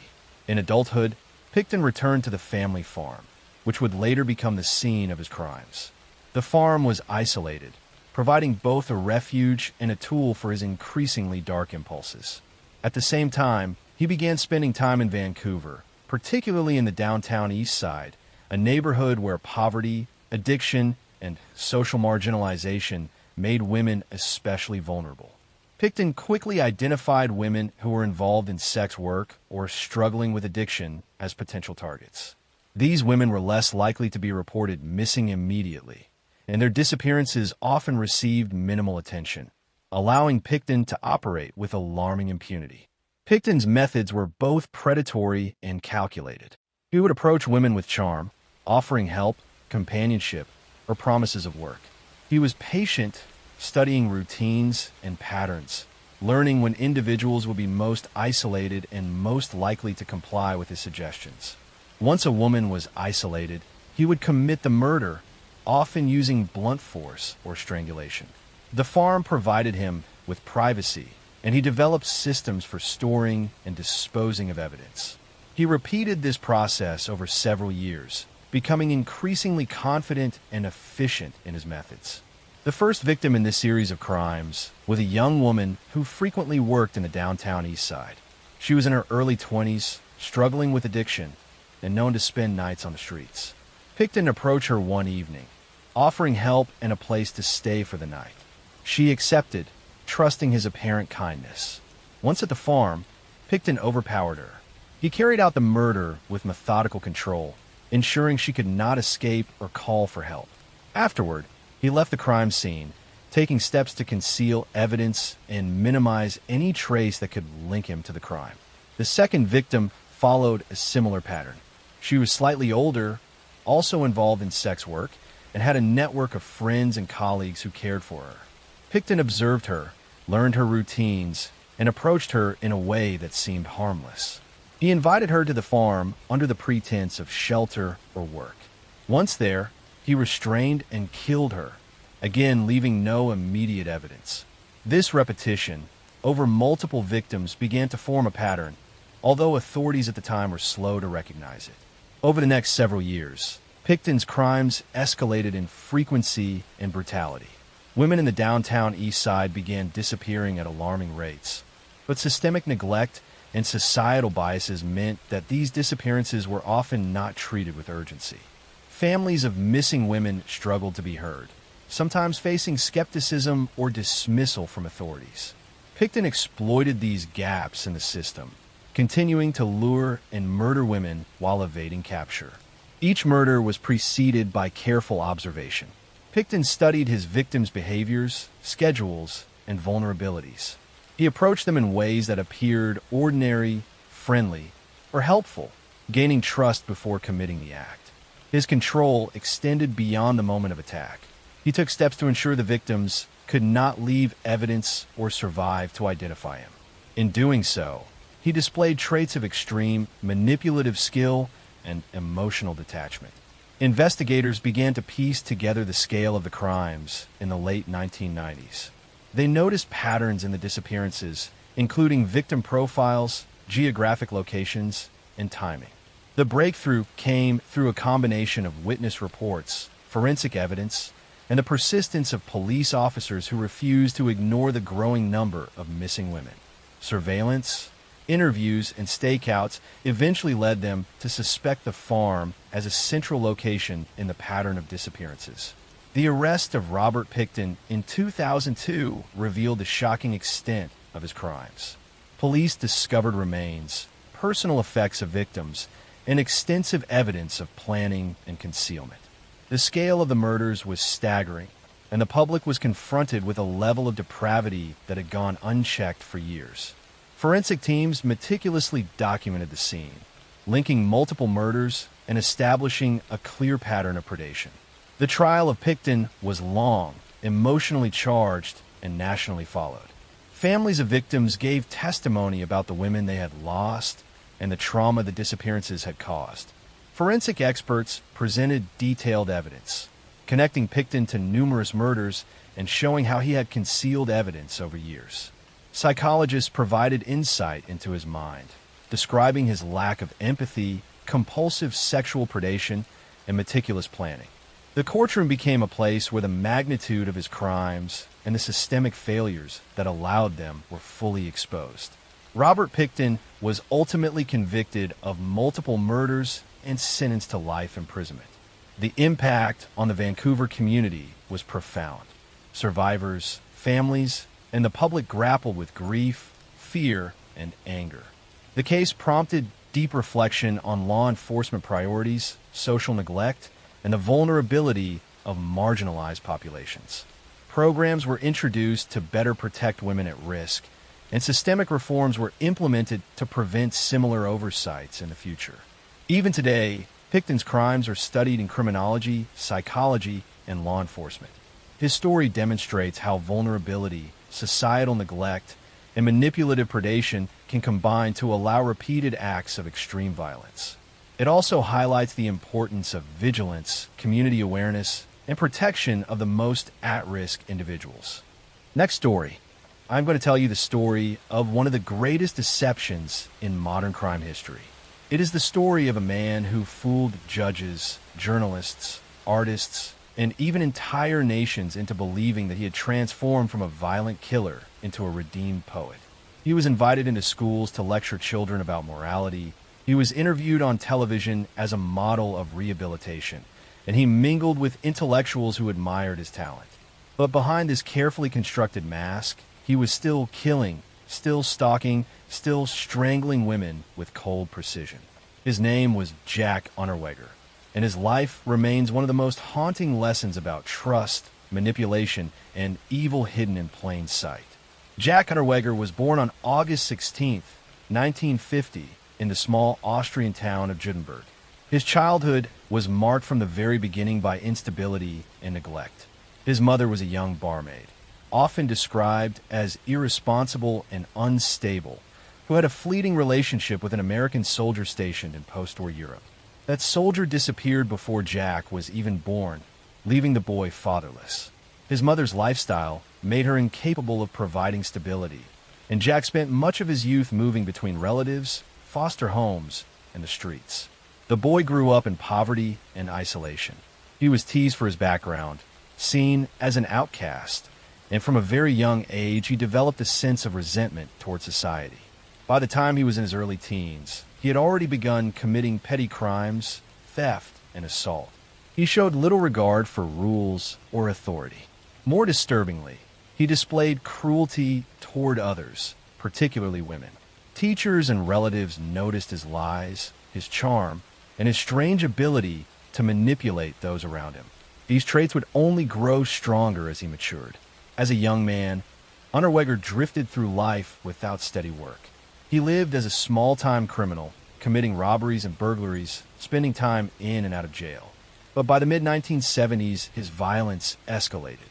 In 1974, he committed his first known murder. His victim was an 18-year-old German woman named Margaret Schaefer. He picked her up, assaulted her, and then strangled her to death using her own bra. The act was brutal and deeply symbolic.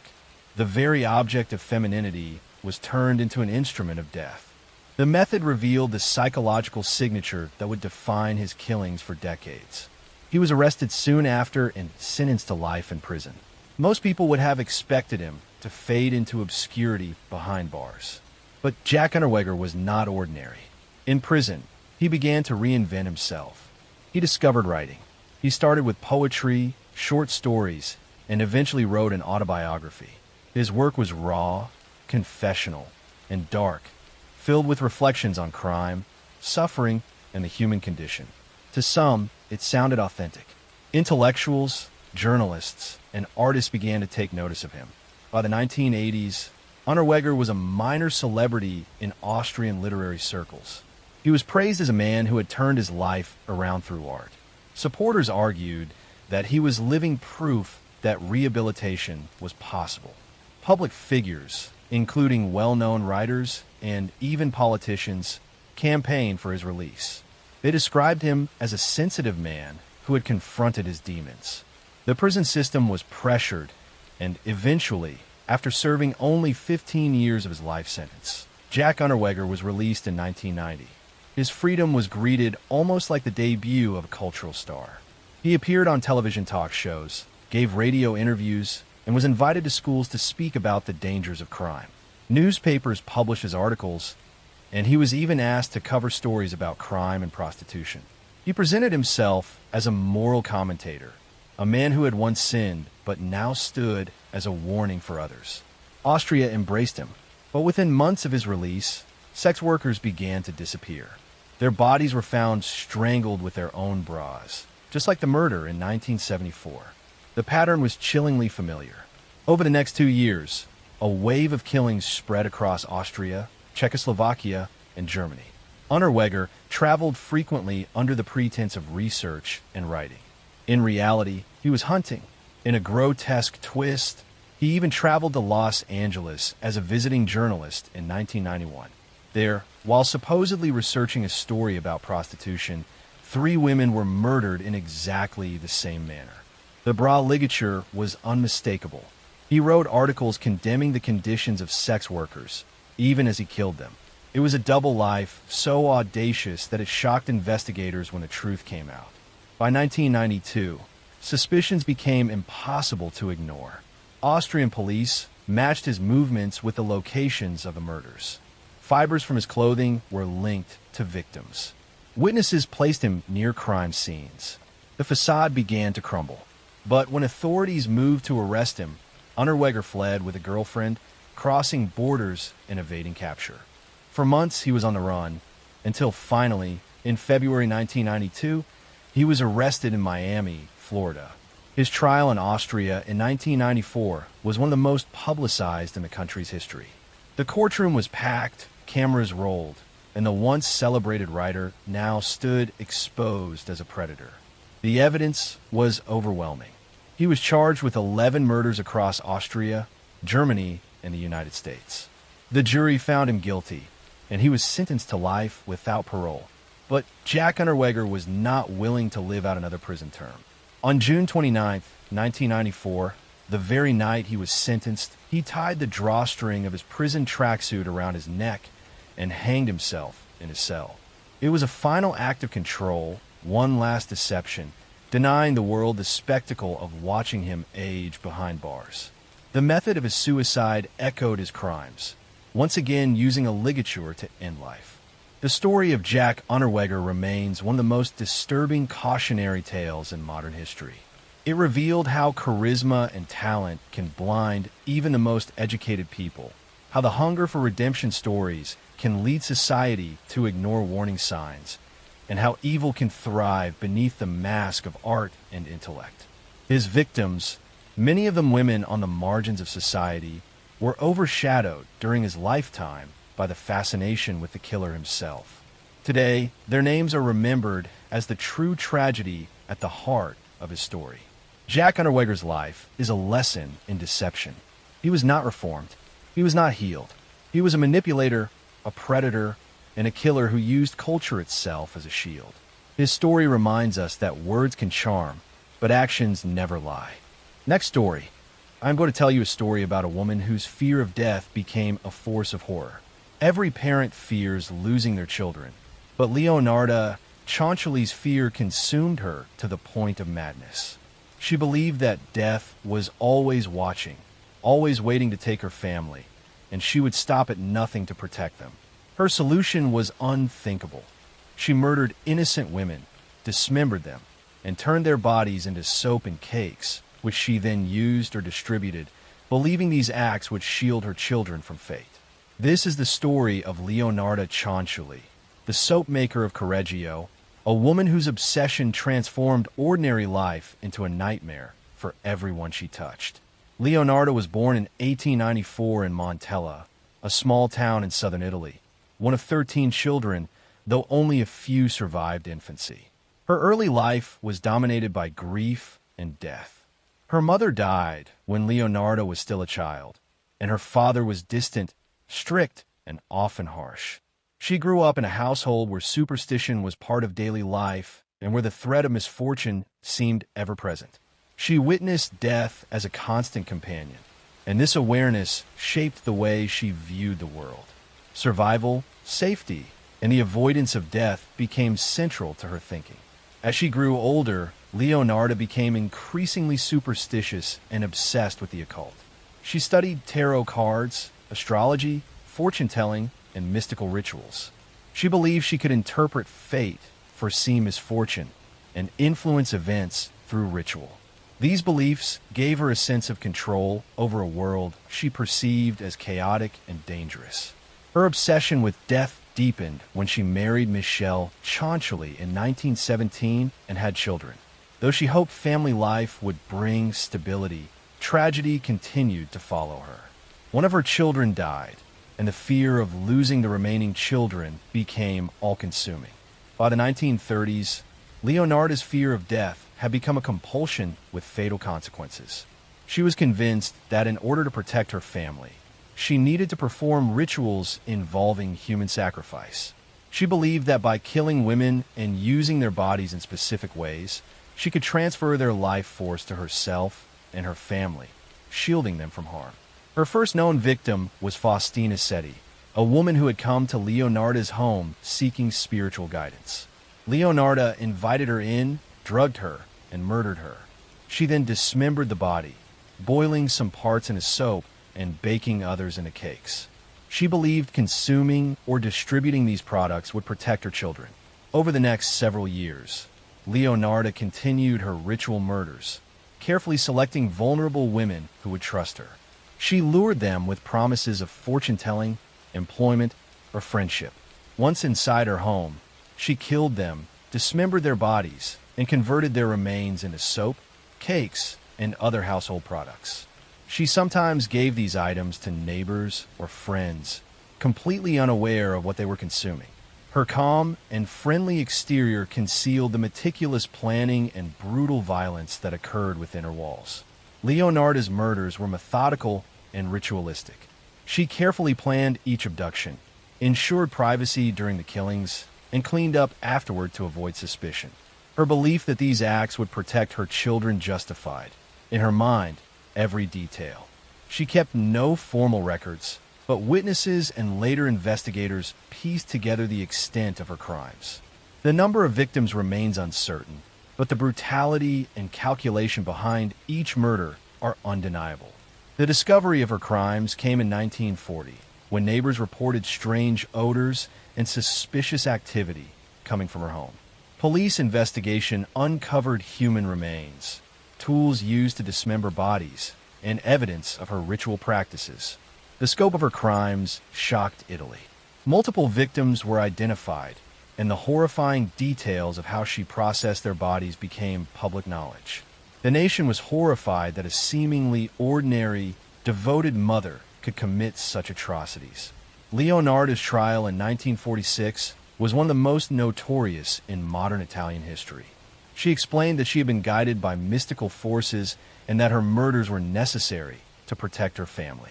Psychologists testified that she suffered from extreme superstition, obsessive-compulsive tendencies, and delusions regarding death and protection. The court sentenced her to 30 years in prison and committed her to a psychiatric facility, where she remained until her death in 1970. Throughout her imprisonment, she maintained that her actions were justified, believing she had saved her children from harm. Her story is a chilling study of how fear, superstition, and obsession can destroy morality and empathy.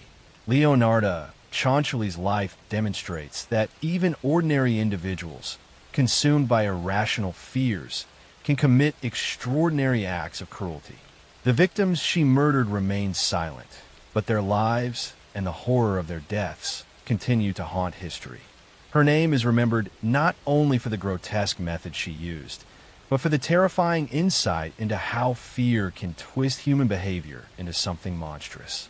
Leonarda Chanchelly's story is more than a tale of murder. It is a warning of the darkness that fear can create, of how obsession with protection and survival can push ordinary people to unimaginable extremes, and of the horrors that can hide behind calm, ordinary appearances. Every ritual, every murder, every piece of soap and cake she created was a testament to a mind that had surrendered entirely to terror, leaving only cruelty behind. Next story.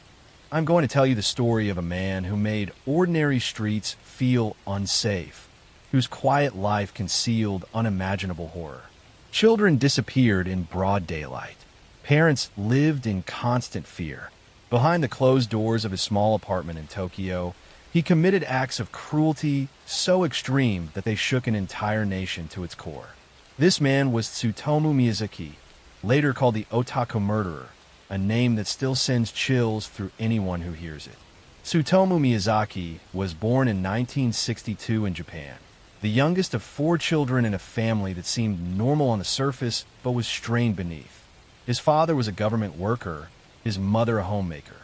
From a very young age, Miyazaki was shy, withdrawn, and deeply isolated. He struggled to communicate with other children and became increasingly obsessed with books, horror media, and later, anime. While other children played in parks or schoolyards, he spent hours alone, immersing himself in fantastical worlds that gave him comfort but also fueled his growing detachment from reality. By his teenage years, Miyazaki's behavior had become alarming. He was socially awkward to the point of being almost invisible in public, yet in private, he developed obsessive tendencies. He collected disturbing materials, ranging from violent pornography to horror magazines, and created a world in which violence and death became familiar companions. Teachers and relatives noticed his oddities, but he was never physically violent during these years. Instead, his obsession with control, isolation, and the macabre quietly took root. After finishing school, Miyazaki lived alone in small apartments in Tokyo. His family relationships were distant and strained. He did not work steadily, and he rarely socialized. He developed compulsive routines, spending hours in libraries and stores collecting books and media about death, mutilation, and human anatomy. His obsessions were not just hobbies. They became a lens through which he viewed the world. He began to fantasize about controlling life and death, and these fantasies grew darker with each year. In the late 1980s, Miyazaki's obsession with death transformed into action. Between 1988 and 1989, he abducted and murdered at least 4 young girls, ages ranging from 4 to 7, in Tokyo. His method was both premeditated and meticulous. He would approach girls in parks or near their homes, often under the pretense of offering candy or gifts. He targeted the most vulnerable, those least likely to be missed immediately. Once he had them in his apartment, he subjected them to horrifying acts of sexual assault, physical torture, and ultimately murder. Miyazaki documented his crimes extensively. He kept photographs, drawings, and journals detailing every action. These records revealed a man who derived a deep sense of control and pleasure from the suffering of others.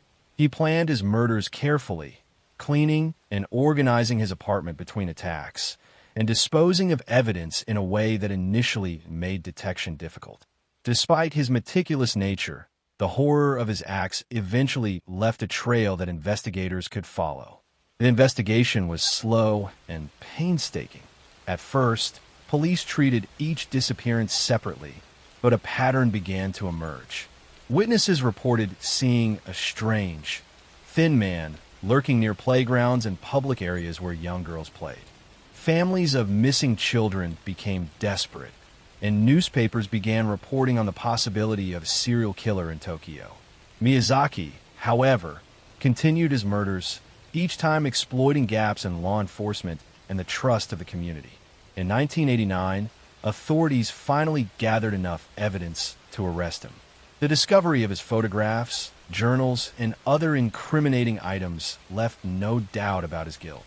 During interrogation, Miyazaki initially denied the charges, but eventually confessed to the murders in chilling detail. He described his crimes calmly, speaking of each abduction, each act of torture, and each victim as if recounting a story rather than acknowledging the humanity of the children he had killed. His demeanor shocked investigators, demonstrating his complete lack of empathy and emotional detachment. The trial of Tsutomu Miyazaki became one of the most infamous in Japanese history. Psychologists testified about his mental state, highlighting traits consistent with psychopathy, sexual sadism, and severe obsessive-compulsive behavior. The public was horrified, and the media labeled him the otaku murderer, linking his obsession with manga, anime, and horror media to his crimes. Though experts emphasize that media alone does not create killers, the moniker captured the public imagination, symbolizing a man who lived entirely in fantasy while committing unspeakable violence in reality. In 1997, after years of investigation, trial, and appeals, Miyazaki was sentenced to death. The court cited the extreme cruelty of his acts, the young age of his victims, and his total lack of remorse. He remained on death row for over a decade, a period during which psychologists continued to study his case, hoping to understand the roots of his pathology. On June 17, 2008, Tsutomu Miyazaki was executed by hanging. The aftermath of his crimes left a deep impact on Japanese society. Parents restricted their children's movements, schools implemented stricter safety measures, and law enforcement increased monitoring of individuals with violent obsessions. Miyazaki's case also fueled academic studies into the link between social isolation, obsessive behavior, and extreme psychopathy. His life remains a case study of how a deeply disturbed mind can hide in plain sight, exploiting social systems and the innocence of children. Tsutomu Miyazaki's story is a chilling reminder that evil can be quiet, polite, and unassuming. He was a man whose outward appearance was unremarkable, whose daily routine seemed mundane, yet who held in his private life a darkness so profound that it terrorized an entire city. The names of his victims live on, a haunting testament to the lives stolen by the otaku murderer, and a warning of the horrors that can lurk behind ordinary doors. Next story. I'm going to tell you the story of a woman who made death part of her daily life. Behind the high walls of her castle, the cries of young girls echoed in the dark. They were lured inside with promises of work and safety, but they were beaten, tortured, and left to die in ways too cruel to imagine. It is said that hundreds never came out alive.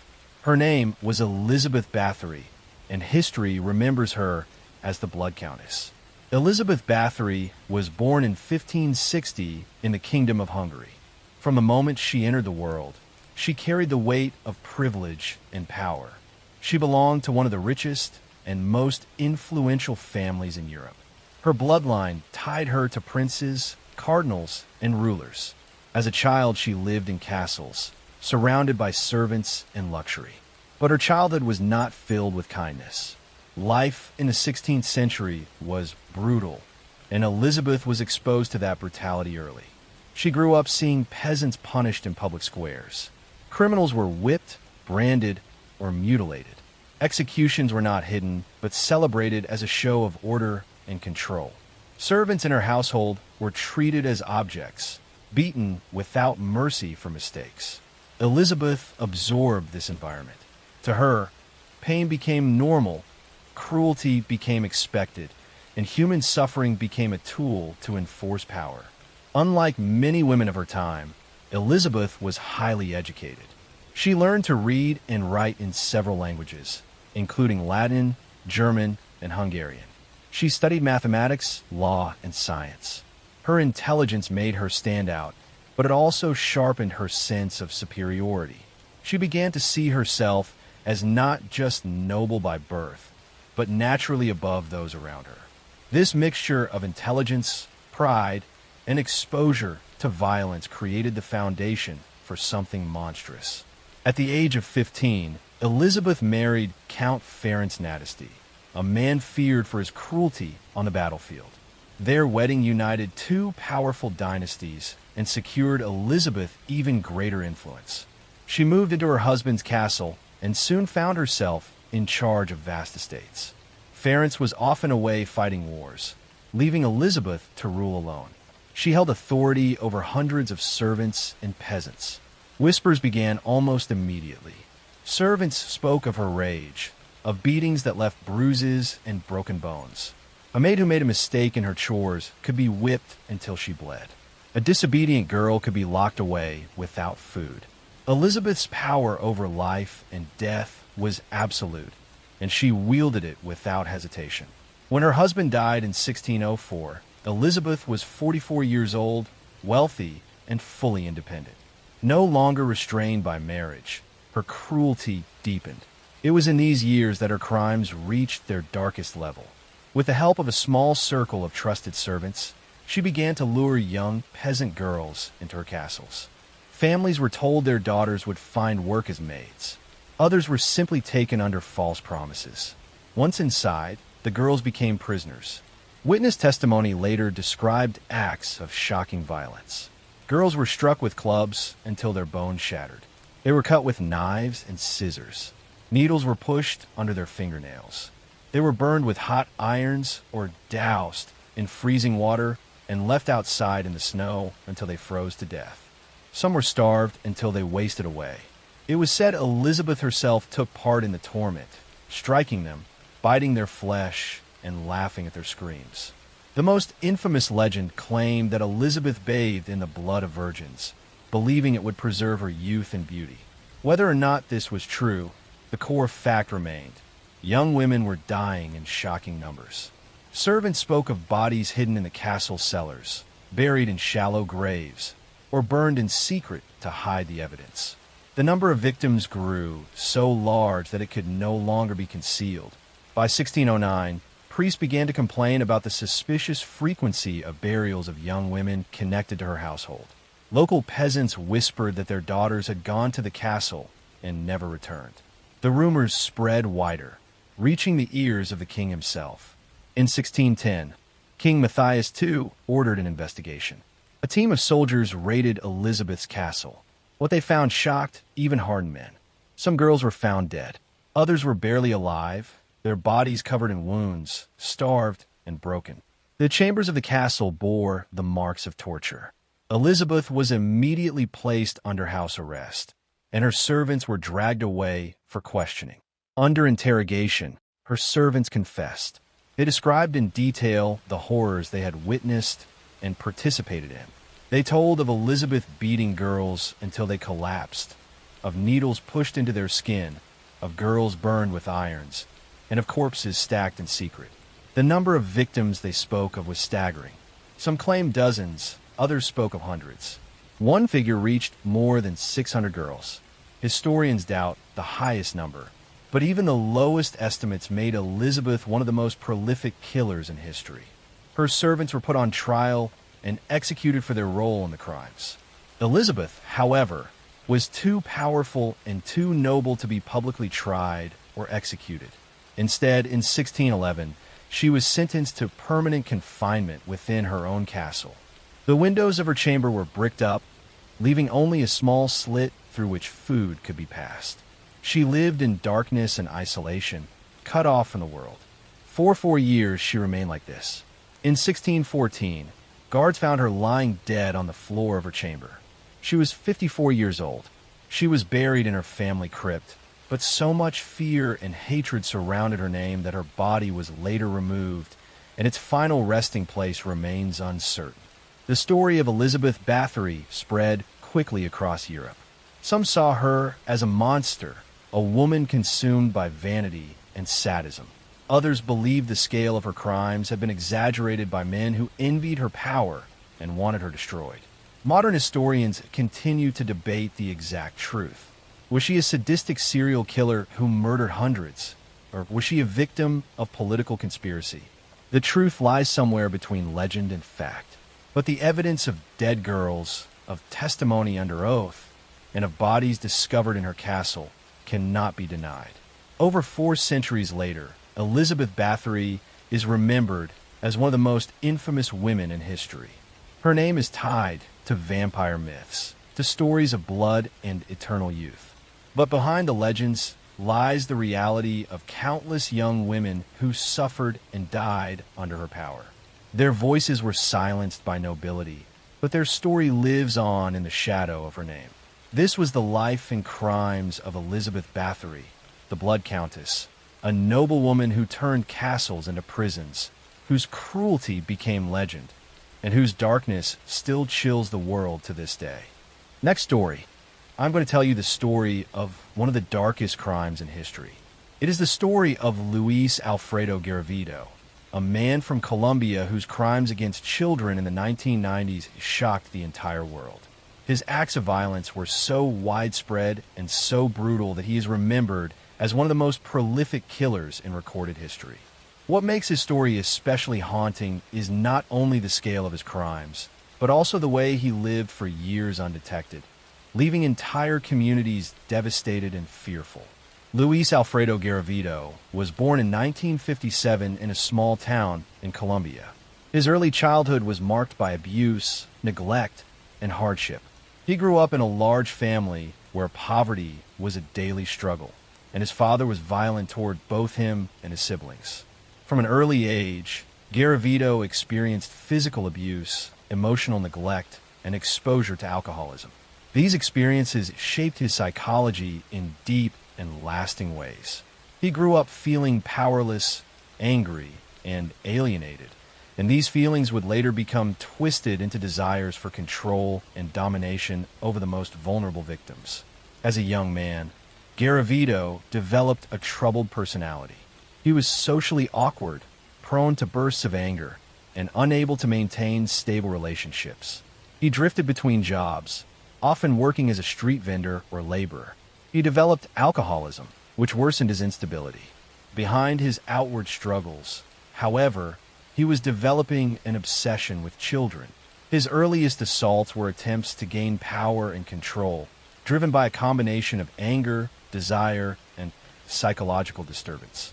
Over time, these assaults escalated into a horrifying pattern of murder. Garavito's method was both calculated and deceptive. He targeted young boys, often from poor families or those living on the streets. Many of his victims were between the ages of 6 and 16. He would approach them with offers of food, money, or work, sometimes pretending to be a charitable man who wanted to help. Once he gained their trust, he would lure them to secluded areas such as fields, abandoned buildings, or hidden roadsides. There he would bind, assault, torture, and kill them, often using knives or other sharp objects. His crimes were marked by extreme cruelty, reflecting not only his desire to dominate, but also deep-seated sadistic impulses. What made Garavito particularly dangerous was his ability to move frequently and adapt his methods. Colombia in the 1990s was experiencing widespread social turmoil, poverty, and armed conflict. Thousands of children were living on the streets, making them easy prey. Many of the families were too poor to pursue investigations, and authorities were often overwhelmed with other crises. This environment allowed Garavito to operate for years without drawing major attention. By the mid-1990s, reports of missing boys were rising dramatically. Communities began to notice patterns. Bodies of children were found in clusters, often in rural areas. Many showed signs of torture and mutilation. The level of violence was shocking, and fear began to spread as families realized a predator was targeting their children. Still, it took years for authorities to connect the cases and identify Garavito as the suspect. The breakthrough came in 1999 when police discovered a mass grave containing the remains of multiple children. Evidence collected at the site, including clothing and personal items, led investigators to track Garavito's movements. Around the same time, a boy who had survived one of his attacks provided descriptions that matched him. Police began to close in, and Garavito was eventually arrested. During interrogation, Garavito confessed in chilling detail. He admitted to murdering 140 children and suggested the number might be even higher. Later investigations linked him to over 170 victims, though some estimates placed the true figure at more than 200. His calm and matter-of-fact descriptions of the crimes horrified investigators. He explained how he chose his victims, how he gained their trust, and how he killed them. He showed no real remorse, only a detached recounting of events as if he were describing a routine. Garavito's trial was one of the most significant in Colombian history. The scale of his crimes was unprecedented. Families of victims filled the courtroom, demanding justice and answers. Psychologists testified about his severe antisocial personality disorder, his sadistic impulses, and his compulsive behavior. He was described as a predator driven by uncontrollable urges, but also as a calculating manipulator who carefully planned his actions.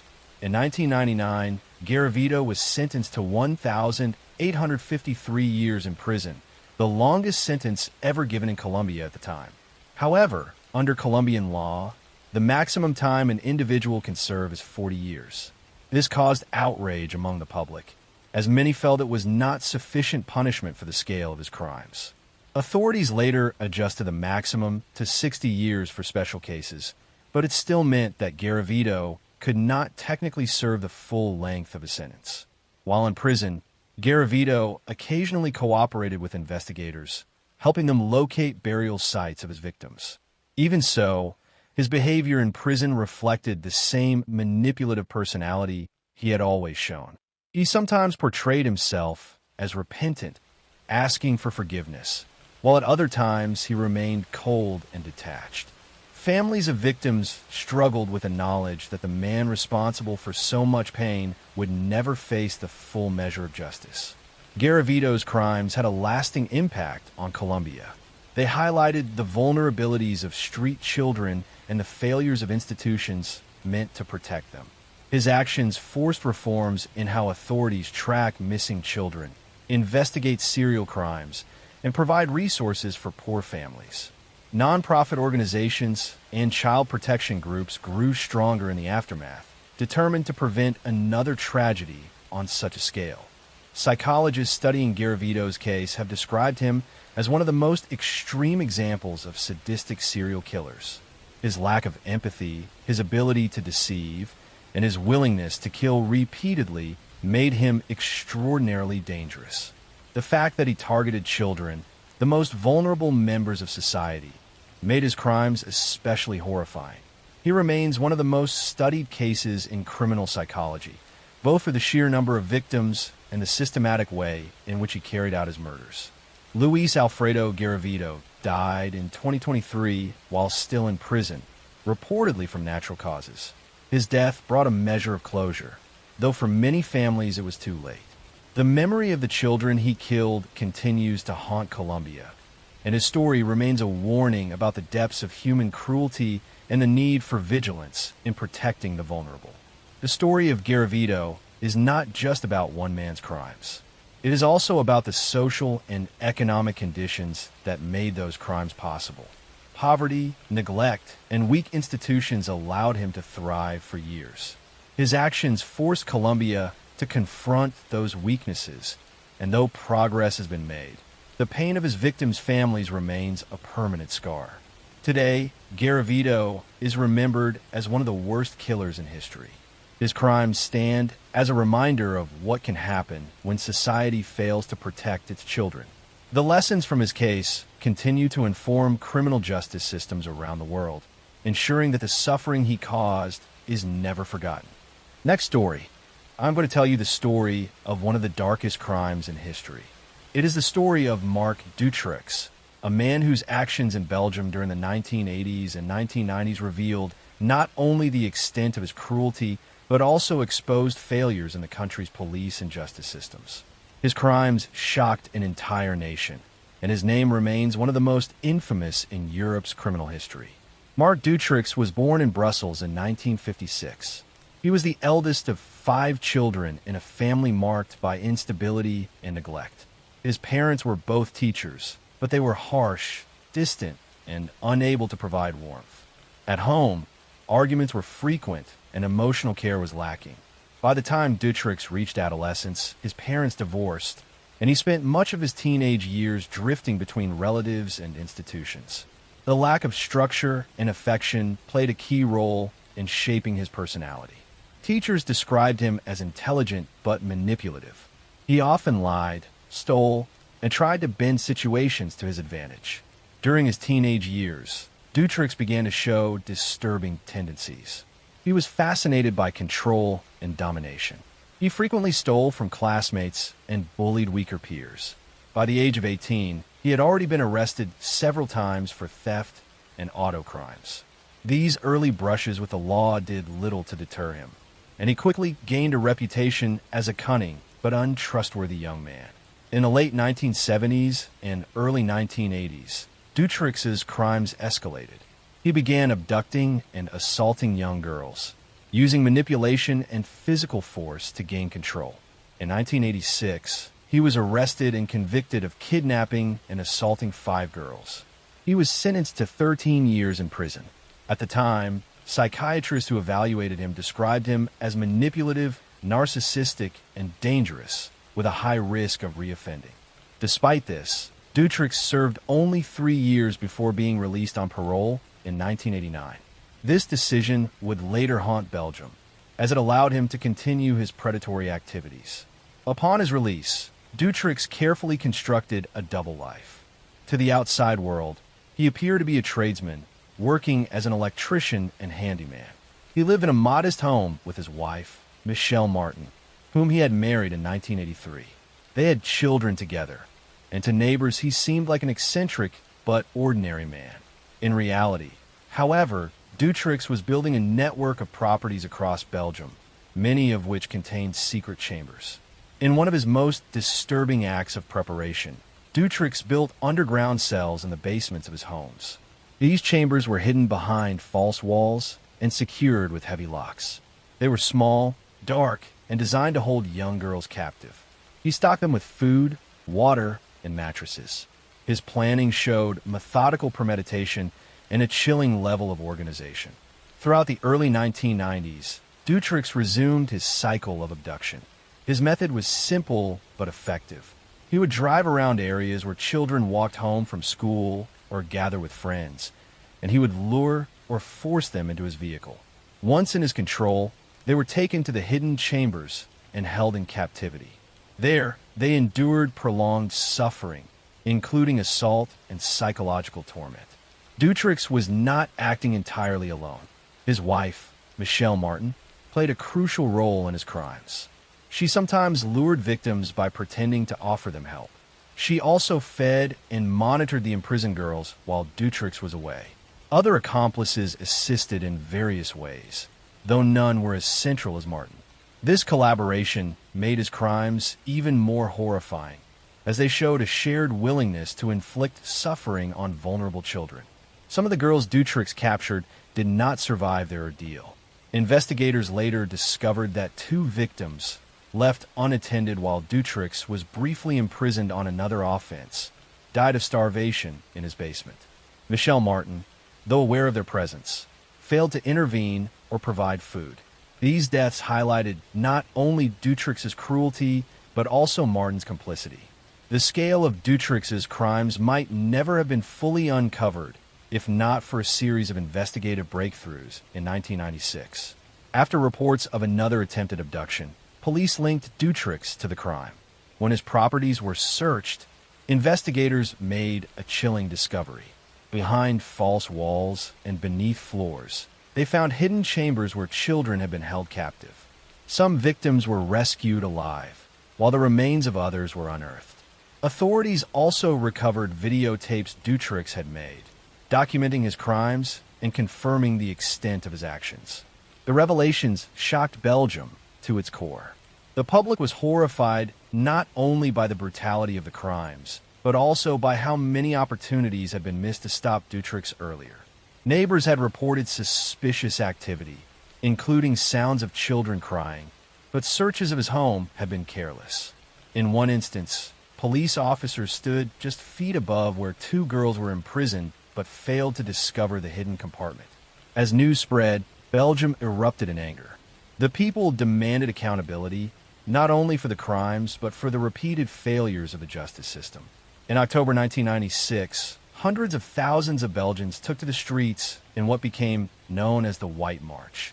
Citizens dressed in white and carried white balloons as symbols of innocence lost. It was one of the largest public demonstrations in Belgian history, reflecting the collective grief and outrage of a nation betrayed by its institutions. The trial of Mark Dutrix began in 2004, nearly a decade after his arrest. It lasted months and was followed closely by the international press. The evidence against him was overwhelming. Survivors gave haunting testimony of their captivity. Families of victims described years of anguish. The videotapes and journals provided direct proof of his guilt. Dutrix attempted to manipulate the trial by claiming he had been part of a larger network of criminals involved in trafficking. These claims sparked conspiracy theories and added to public distrust, but they were never fully substantiated. Ultimately, Dutrix was convicted of multiple murders, kidnappings, and assaults. He was sentenced to life in prison with no possibility of parole. His wife, Michelle Martin, was also convicted and sentenced to 30 years, though she later received parole in 2012, a decision that once again outraged the public. The aftermath of the Dutrix case was far-reaching. It led to reforms in the Belgian police and judicial system, including better coordination between agencies, stricter sentencing for dangerous offenders, and improved procedures for handling missing persons. The case became a symbol of both the depths of human cruelty and the necessity of institutional accountability. Psychologists who studied Dutrix described him as a manipulative, narcissistic predator. He exhibited traits of antisocial personality disorder, with a total lack of empathy for his victims. He was motivated by control and domination, seeing his victims not as human beings, but as objects to satisfy his desires. His ability to live an outwardly ordinary life while secretly committing such atrocities remains one of the most chilling aspects of his story. Next story. I'm going to tell you the story of one of the darkest crimes in history. It is the story of Rodney Alcala, a man whose charm, intelligence, and outward appearance concealed a pattern of violence and manipulation that terrorized women for decades. Known as the dating game killer, his case stands as one of the most chilling examples of how a predator can operate in plain sight while deceiving nearly everyone around him. Rodney James Alcala was born in 1943 in San Antonio, Texas. His early childhood was marked by instability. When he was young, his father abandoned the family, leaving his mother to raise the children alone. They relocated to Los Angeles, where Alcala grew up. Accounts from his youth describe him as intelligent, artistic, and gifted in school. He showed talent in photography and had an ability to draw people toward him with his personality. Yet beneath this outward image lay a growing tendency toward manipulation and control. Alcala joined the United States Army at the age of 17. He was stationed as a clerk, but his time in the military ended abruptly. In 1964, after suffering what was described as a nervous breakdown, he deserted his post. Military psychologists later diagnosed him with antisocial personality traits, and he was discharged on medical grounds. This episode revealed the instability and psychological issues that would continue to shape his life. By the late 1960s, Alcala had begun targeting women and children. In 1968, in Los Angeles, he committed one of his first known assaults. He lured an 8-year-old girl into his apartment and attacked her. A passerby intervened, and the girl survived, though severely injured. Alcala fled the state and was placed on the FBI's most wanted list. He adopted new identities, enrolled in college in New York, and even studied film under the famous director Roman Polanski. This ability to shift identities and blend into new environments became a hallmark of his predatory style. Eventually, Alcala was arrested and convicted for the 1968 assault, but the legal system at the time imposed light consequences. He served a short sentence and was released on parole in the early 1970s. Despite the clear evidence of his danger to society, parole boards granted him freedom multiple times.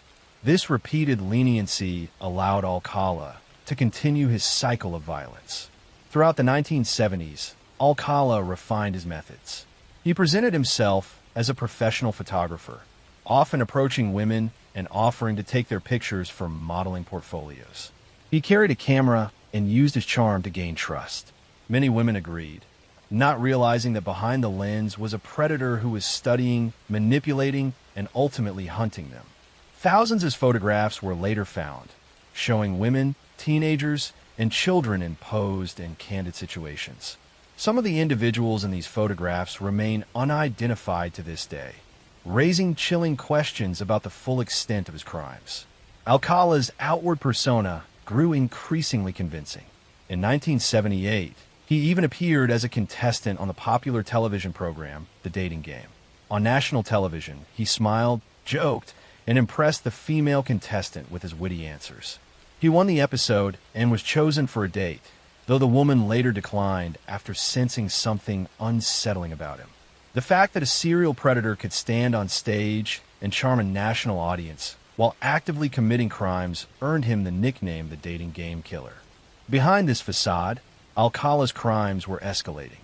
He was linked to murders across California, New York, and possibly other states. His victims were often young women, though investigators later connected him to children as well. The killings followed a pattern of manipulation, assault, and strangulation. Survivors described how he would sometimes strangle his victims until they lost consciousness, then allow them to recover briefly before repeating the act. This sadistic method revealed his desire for total control over life and death. One of his known victims was Jill Barkham, an 18-year-old runaway found murdered in Los Angeles in 1977. Another was Georgia Wickstead, a 27-year-old nurse whose body was discovered in 1978. Later victims included Charlotte Lamb, Jill Parento, and 12-year-old Robin Samso, whose disappearance and murder in 1979 finally brought Alcala into the full focus of law enforcement. The Samso case became the turning point. Robin disappeared while riding her bicycle to ballet class in Huntington Beach, California. Her remains were found 12 days later. Witnesses recalled seeing her with a man who matched Alcala's description and noted the presence of a camera. Police searched his storage locker, uncovering jewelry, keepsakes, and thousands of photographs. These items linked him to multiple victims and provided evidence of his predatory behavior. Alcala was arrested in 1979 and charged with Robin Samso's murder. His first trial led to a conviction, but it was overturned on appeal due to procedural issues. A second conviction followed, but was again overturned. It was not until 2010, after advances in DNA technology, that prosecutors secured a comprehensive conviction against him for 5 murders committed in California between 1977 and 1979. DNA evidence also linked him to additional crimes in New York and elsewhere. In total, investigators estimate that Alcala may have killed dozens of people, though the exact number remains unknown. During his trials, Alcala's behavior reflected his narcissism and manipulative tendencies. In his later trial, he chose to represent himself, questioning witnesses and even addressing the jury directly. At times he played recordings of the song Arlo Guthrie's Alice's Restaurant, seemingly mocking the proceedings. His lack of remorse and his insistence on controlling the courtroom underscored the psychological traits that had fueled his crimes. In 2010, Rodney Alcala was sentenced to death in California for the murders of 5 women and girls. Additional convictions followed in New York, where he was sentenced to 25 years to life for 2 more killings. Despite the convictions, law enforcement believes that Alcala's victim count was far higher, possibly reaching into the dozens or more. The photographs discovered in his storage unit remain a haunting archive, with many individuals still unidentified, leaving families to wonder whether their missing loved ones may have been among his victims. Alcala's health declined in prison, and he remained on death row for over a decade. In July 2021, he died of natural causes at the age of 77 while still awaiting execution. His death closed the chapter on his life, but left many unanswered questions about the true scale of his crimes. The case of Rodney Alcala serves as a chilling reminder of how predators can manipulate appearances to conceal their true nature. He was intelligent, articulate, and charming enough to convince television producers, parole boards, and even casual acquaintances that he was safe. Yet behind this mask, he was one of the most sadistic serial killers in American history. Next story. I'm going to tell you the story of one of the darkest crimes in history. It is the story of Anatoly Onoprienko, a man whose actions in Ukraine during the 1990s earned him the names the Terminator and the Beast of Ukraine. His crimes were so shocking in their scale and brutality that they left entire towns in fear and reshaped how the country thought about violence. Anatoly Onoprienko was born in 1959 in the Zhytomyr region of Ukraine. His childhood was marked by neglect and hardship. When he was still very young, his mother died, and his father, unable to care for him, placed him in an orphanage. Growing up without a stable family or guidance, he developed deep feelings of abandonment and resentment. The orphanage system in the Soviet era was harsh, and Anatoly learned to survive through isolation and cruelty. Teachers and other children described him as withdrawn, but also prone to sudden bursts of anger. These early experiences played a major role in shaping his psychology. He grew up believing the world was hostile and uncaring, and in time, he would turn that belief into violence. As a young man, Anatoly briefly joined the Soviet military, but he did not last long in disciplined environments. He drifted from job to job, never forming lasting relationships. By the 1980s, he began to commit small crimes, burglaries, and thefts. He also traveled through Europe for a time, where he may have observed or even practiced violent crimes that were never discovered. What is clear is that by the early 1990s, back in Ukraine, he had decided to pursue murder on a scale almost without precedent. Onoprienko's method was chilling. He would select isolated houses, often in rural villages, where families lived far from neighbors. Armed with a shotgun or other weapons, he would break into the homes at night, kill everyone inside, and then set fire to the house to destroy evidence. He murdered entire families, men, women, and children, leaving no survivors. His attacks were often random, which created widespread panic because no one could predict where he would strike next. Unlike killers who target specific victims, Onoprienko's violence was indiscriminate. This made him even more terrifying. Between 1989 and 1996, he murdered at least 52 people, though some investigators believe the true number could have been higher. His crimes were methodical, yet also impulsive. Sometimes he would kill simply because a house seemed like an easy target. In other cases, he left behind small signs of planning, such as stealing weapons or vehicles. The randomness of his choices made the investigations difficult. In Ukraine during the early 1990s, the police and security forces were struggling. The collapse of the Soviet Union had left the country in turmoil. Institutions were weak, resources were scarce, and crime was rising across the nation. Onoprienko exploited this chaos. For years, he managed to avoid capture, moving quietly from one region to another. Each new set of murders caused fear to spread. Families locked themselves in their homes at night. Villages organized patrols, but it did little to stop him. The investigation into his crimes was one of the most complex in Ukrainian history. Initially, police suspected several different individuals, since the crimes were so widespread and brutal that it seemed impossible for one man to be responsible. For a time, attention even fell on innocent suspects who were wrongfully detained. This only deepened public frustration and fear. The breakthrough came in 1996, after a series of particularly brutal murders. Investigators began to see a clearer pattern. Tips from locals led them to Onoprienko, who had been living with a girlfriend at the time. When police raided his home, they discovered weapons, stolen property for victims, and detailed evidence linking him to the killings. Confronted with overwhelming proof, Onoprienko confessed. His confession was chilling in its calmness. He spoke about the murders as if they were simple acts of necessity, showing little remorse. He explained his methods step by step, acknowledging the families he had destroyed. His trial in 1998 was one of the most publicized in Ukrainian history. The courtroom was packed with families of victims, journalists, and officials. People wanted to understand how a single man could commit such atrocities. Throughout the proceedings, Onoprienko remained detached. He admitted to 52 murders, describing them in detail. Psychologists evaluated him and concluded that he showed traits of severe antisocial personality disorder. He lacked empathy, exhibited extreme aggression, and was driven by impulses he claimed he could not control. The court sentenced him to death, the maximum penalty in Ukraine at the time. However, shortly after, Ukraine declared a moratorium on the death penalty in line with European human rights agreements. His sentence was commuted to life imprisonment without parole. He was sent to a maximum security prison, where he spent the rest of his days. In 2013, Anatoly Onoprienko died of heart failure in his cell at the age of 54. The aftermath of his crimes left deep scars. Communities that lost entire families struggled for years. The Ukrainian justice system faced criticism for its failures during the investigation.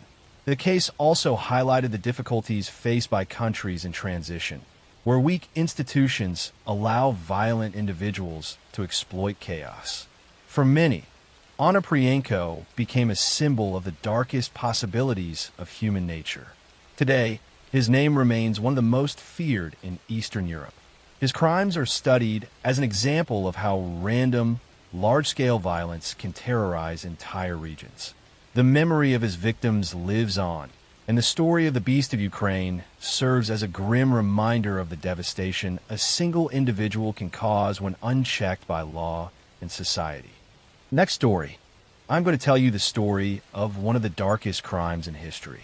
It is the story of Javed Iqbal, a man whose actions in Lahore, Pakistan, during the late 1990s shocked the world and revealed a level of cruelty almost impossible to comprehend.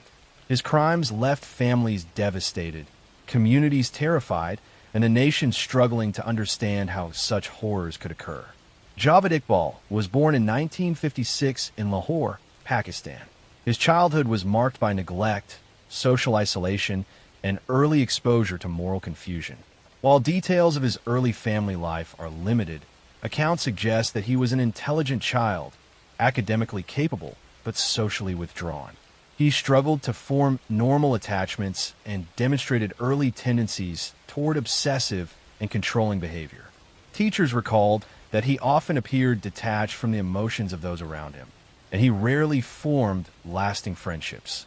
As a young adult, Iqbal's intelligence became more pronounced. He was a diligent student and pursued work in commerce and small business. Despite his outward appearance of normalcy, he was developing a dark fascination with control and domination. He began to view vulnerable children as objects to manipulate and exploit.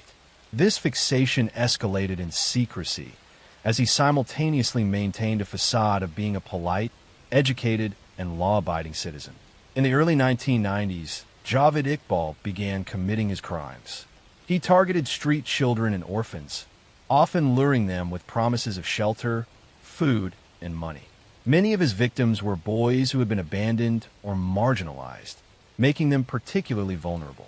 Once he gained their trust, Iqbal would assault, torture, and ultimately murder them. His methods were horrifyingly methodical. He often strangled his victims and then disposed of their bodies in secret locations. The scale of Iqbal's crimes grew rapidly. Over a period of approximately 2 years, he murdered at least 100 boys, though some estimates suggest the number could have been even higher. To cover his tracks, he employed techniques to prevent identification, including dissolving bodies in chemical solutions. He kept detailed notes and a notebook listing his victims, demonstrating both obsession and a chilling sense of pride in his actions. Iqbal's crimes went undetected for years, largely because he targeted the most vulnerable members of society. Street children, orphans, and those without families were unlikely to be reported missing promptly, giving him the ability to continue without immediate consequence. He was meticulous in maintaining appearances, presenting himself as a respectable businessman and responsible citizen. This duality allowed him to operate in plain sight while committing acts of unimaginable horror. The turning point in the investigation came in 1999 when police discovered evidence connecting Iqbal to several missing children. A tip-off led authorities to his residence in Lahore, where they found his notebooks, chemical containers, and other incriminating evidence. The scale of the documentation revealed the full extent of his crimes, listing hundreds of names and demonstrating a level of premeditation that was staggering. When confronted, Javed Iqbal confessed to his murders. He described his actions in detail, explaining how he would lure children, commit assaults, and then dispose of their bodies. He showed no apparent remorse, speaking about his crimes as if they were a logical sequence of events. Psychologists later evaluated him and concluded that he displayed severe antisocial personality disorder, sadistic tendencies, and a profound lack of empathy. His ability to compartmentalize normal life from his violent acts exemplified the psychological profile of an organized and calculating serial killer. Iqbal was arrested and charged with multiple counts of murder, abuse, and sexual assault. The trial was a national sensation, drawing attention not only to the crimes themselves, but also to systemic failures in protecting vulnerable populations. Families of victims provided testimony that was harrowing in its detail, recounting the years of fear and uncertainty. The media extensively covered the trial, which brought to light both the depravity of Iqbal's actions and the social context that allowed him to operate. During the trial, Javed Iqbal continued to display manipulative behavior. He attempted to challenge evidence, provide alternate narratives, and use his intelligence to complicate proceedings. Nevertheless, the overwhelming evidence, including his detailed victim records and physical evidence, ensured a conviction. The court sentenced him to death. The verdict was widely supported by the public, who saw it as necessary justice for the scale of his crimes. However, before his execution could be carried out, Javed Iqbal died in police custody in 2001. He had reportedly hanged himself in his cell, bringing an abrupt end to his life, but leaving many questions unresolved. His death prevented a full legal closure for many families, though the documentation he left behind offered evidence of the magnitude of his crimes and provided closure in terms of identifying his victims. The aftermath of Iqbal's case had profound implications for Pakistan.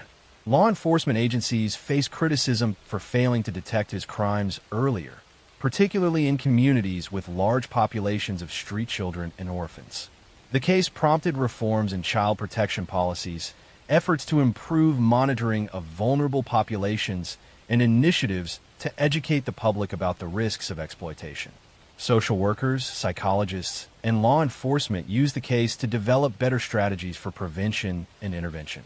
Psychological studies of Javed Iqbal highlighted the complexities of his mind. He was not a spontaneous or impulsive killer. His intelligence allowed him to plan meticulously, manipulate those around him, and commit crimes without immediate detection. His lack of remorse, combined with his ability to present a normal facade, made him extraordinarily dangerous. He serves as an example of how predators can exploit societal vulnerabilities while remaining hidden in plain sight. Today, the story of Javed Iqbal remains one of the most disturbing chapters in the history of crime. His actions destroyed lives, terrorized communities, and revealed the darkest aspects of human behavior.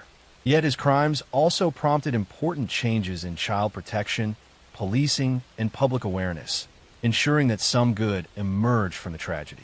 His name is remembered as a cautionary symbol of the importance of vigilance, empathy, and the protection of the most vulnerable members of society. Javed Iqbal's story is not just a tale of murder. It is a haunting reminder of how intelligence, charm, and manipulation can be weaponized to commit acts of profound evil. It illustrates the vulnerabilities in society that allow predators to flourish and underscores the enduring importance of justice, protection, and awareness. Even decades later, the victims he claimed are remembered, and the lessons of his crimes continue to inform law enforcement and child protection practices around the world. Next story. I'm going to tell you the story of one of the darkest crimes in history. It is the story of Charles Cullen, a man who spent decades killing patients under his care while working as a nurse in hospitals across New Jersey and Pennsylvania. His crimes revealed a horrifying abuse of trust and exposed weaknesses in the healthcare system that allowed him to continue for years undetected. Charles Edmund Cullen was born in 1960 in West Orange, New Jersey. His childhood was marked by instability, emotional neglect, and early exposure to social and psychological challenges. He was described as a quiet, introverted child, often withdrawing from others. He showed signs of depression and struggled to form healthy emotional connections. Despite these difficulties, he was intelligent and capable, traits that would later help him evade detection for years. Cullen trained as a nurse, completing his education in the late 1970s. He quickly found work in hospitals, where he initially performed his duties competently. However, colleagues noted that he sometimes exhibited mood swings and occasional outbursts of anger. These early warning signs were not taken seriously at the time, as he appeared generally professional and maintained a quiet demeanor. Cullen's killing began in the late 1980s. He started by administering lethal doses of medications to patients, often targeting those who were elderly, critically ill, or otherwise vulnerable. His methods were subtle, making it appear as though patients had died from natural causes or complications of their existing illnesses. This ability to blend his actions into the expected patterns of hospital mortality allowed him to avoid suspicion. Over the next 2 decades, Cullen moved between hospitals, often leaving positions before colleagues noticed patterns in patient deaths. In total, he worked at more than a dozen medical facilities. Each move allowed him to continue killing without raising red flags. Hospitals did not communicate effectively about suspicious deaths, and oversight was minimal, which enabled Cullen to continue his killing spree for years. It is believed that Charles Cullen murdered at least 40 patients, though the exact number may be higher. Victims included both men and women, primarily in their elderly years or suffering from serious medical conditions. His method of killing primarily involved the administration of overdoses of medications, such as digoxin, insulin, and other cardiac drugs. These overdoses often caused heart failure or sudden death, and because the patients were already vulnerable, the deaths appeared consistent with medical expectations. Cullen's motivations were complex and sometimes contradictory. In interviews after his arrest, he claimed he derived a sense of satisfaction from ending suffering, though investigators rejected this as a rationalization. Psychologists described him as having antisocial personality traits, including a lack of empathy, chronic manipulation, and a willingness to kill without remorse. He displayed both careful planning and opportunism, selecting victims based on accessibility and vulnerability. The first serious investigation into Cullen's activities began in the late 1990s when hospital administrators and colleagues noticed unusually high death rates in units where he worked. Patterns emerged linking sudden cardiac deaths and unexplained overdoses to patients under his care. The investigation revealed that Cullen had been able to exploit weaknesses in hospital reporting systems and the lack of coordination between institutions. Despite early suspicions, no arrests were made until he confessed voluntarily during a police investigation in 2003. Cullen's confession stunned authorities. He admitted to killing dozens of patients across multiple hospitals, providing detailed accounts of how he administered lethal doses and how he avoided detection. He explained that he had moved frequently to avoid scrutiny and that he had chosen victims strategically. His calm recounting of these murders was chilling, revealing both his meticulous planning and the ease with which he had circumvented oversight. The trial and investigation that followed were extraordinary in their scope. Prosecutors in New Jersey and Pennsylvania worked to understand the full extent of Cullen's crimes, interviewing colleagues, reviewing medical records, and analyzing patient deaths over decades. The legal proceedings focused not only on the murders themselves, but also on systemic failures in the healthcare system that allowed a nurse to kill patients over such an extended period.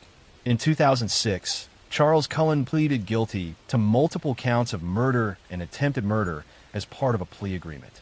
The agreement was designed to avoid lengthy trials while ensuring he would spend the remainder of his life in prison without the possibility of parole. He was sentenced to multiple consecutive life terms, ensuring that he would never be released. Cullen's admission, while providing closure for some families, also left lingering questions about the total number of victims. Many cases remained unresolved, and investigators continue to believe that his death toll may be higher than officially confirmed. The aftermath of Cullen's crimes prompted widespread reforms in healthcare oversight.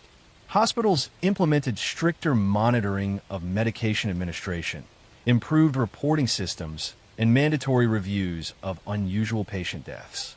Regulatory bodies strengthened procedures to prevent similar abuses of trust in the future. Cullen's case became a central study in criminal psychology, medical ethics, and hospital administration, emphasizing the importance of vigilance and accountability in healthcare settings. Psychologists studying Charles Cullen concluded that his ability to maintain a professional facade while committing murders reflected deep-seated antisocial tendencies. He demonstrated remarkable patience, control, and cunning, traits that allowed him to manipulate his environment and evade detection. His actions highlighted the vulnerability of patients in institutional care and the devastating consequences of unchecked authority. Charles Cullen died in prison in 2021. His life and crimes remain a stark reminder of the potential for human cruelty to hide behind ordinary appearances and trusted positions. The victims he took are remembered through ongoing investigations, memorials, and studies designed to prevent future tragedies.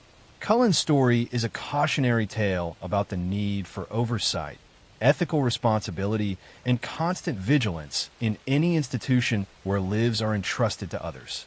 The story of Charles Cullen is not only one of murder, but also one of betrayal, exploitation, and systemic failure.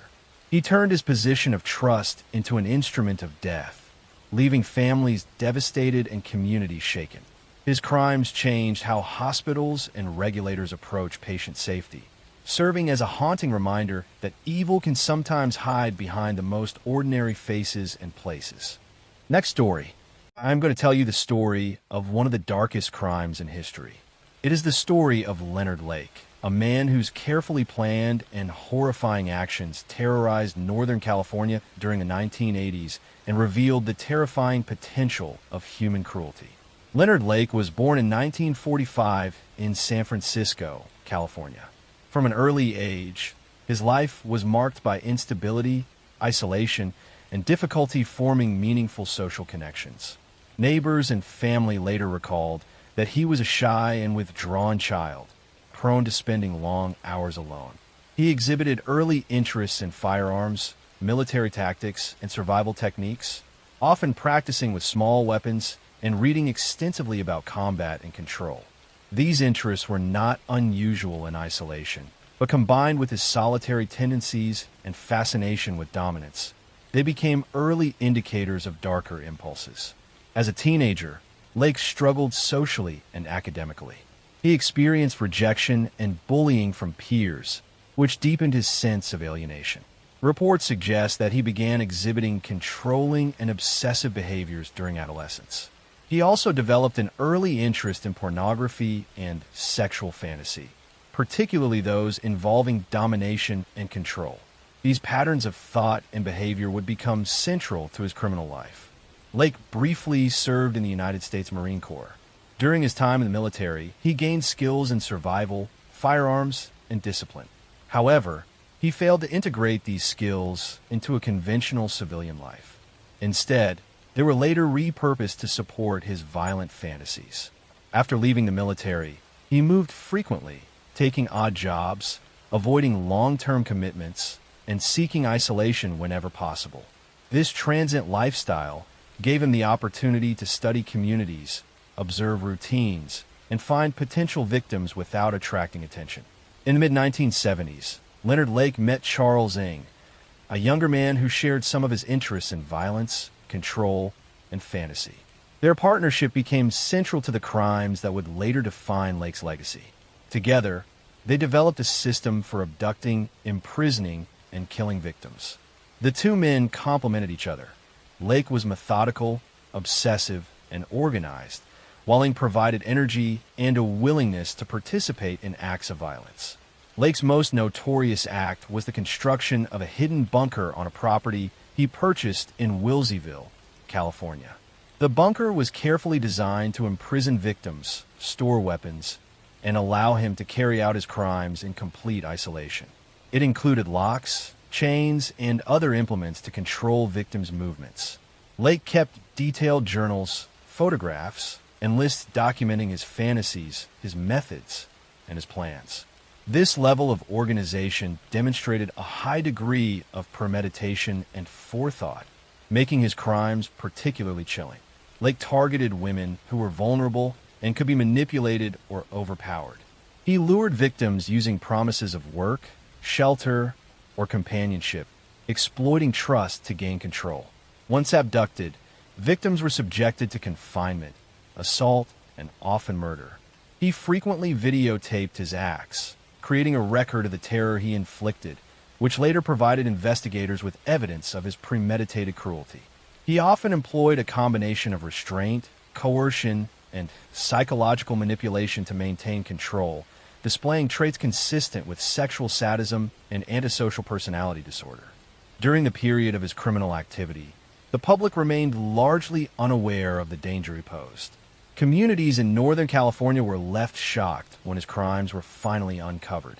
Families of missing persons struggled for years without answers, and law enforcement initially faced difficulty connecting disappearances that occurred across county lines. Lake's careful planning, isolated locations, and transient movements allowed him to evade detection for an extended period. The investigation intensified in 1985 after Charles Ng was detained on an unrelated weapons charge. Under questioning, Ng led authorities to Lake's Wilseyville property. There, investigators discovered the hidden bunker, containing human remains, personal effects, weapons, and detailed records of Lake's activities. The evidence revealed the horrifying scale and systematic nature of his crimes, including multiple murders, assaults, and abductions. Authorities confirmed that Lake had killed numerous victims over several years, although the full number may never be known. Psychological analysis of Leonard Lake after his death highlighted the extreme antisocial tendencies, sexual sadism, and obsessive need for control that defined his behavior. He demonstrated the ability to maintain an outwardly ordinary persona while carrying out acts of extraordinary cruelty. His meticulous planning, attention to detail, and creation of a secure facility for his crimes set him apart from impulsive offenders. Lake operated in a calculated and methodical manner, combining patience, observation, and planning to ensure the success of his attacks. Faced with imminent arrest, Leonard Lake chose to end his own life in 1985. His death prevented a complete legal reckoning, but Charles Ng was subsequently prosecuted and convicted for the crimes they had committed together. The trial revealed the full extent of Lake's predatory behavior, the meticulous planning behind his acts, and the suffering inflicted upon his victims. Families of the victims described the trauma and fear that had haunted them for years, and investigators detailed the painstaking work required to uncover and understand Lake's methods. The aftermath of Leonard Lake's crimes had profound and lasting consequences. Law enforcement agencies reviewed and improved practices related to missing persons, interagency cooperation, and tracking transient offenders. His case became a central study in criminal psychology, illustrating how a person could combine outward normalcy with calculated, methodical violence in private. It also prompted greater awareness of the potential for organized predatory behavior, highlighting the importance of vigilance and forensic investigation. Leonard Lake's story is a chilling reminder of the depths of human cruelty. He combined intelligence, patience, and meticulous planning to commit acts of extreme violence. He preyed on the vulnerable, exploited trust, and created a hidden world where terror could unfold without interruption. Even decades after his death, his crimes continue to serve as a case study in psychology, criminal investigation, and the consequences of predatory behavior. The meticulousness of his planning, the horror of his actions, and the enduring trauma experienced by survivors and families mark Leonard Lake as one of the most disturbing figures in American criminal history.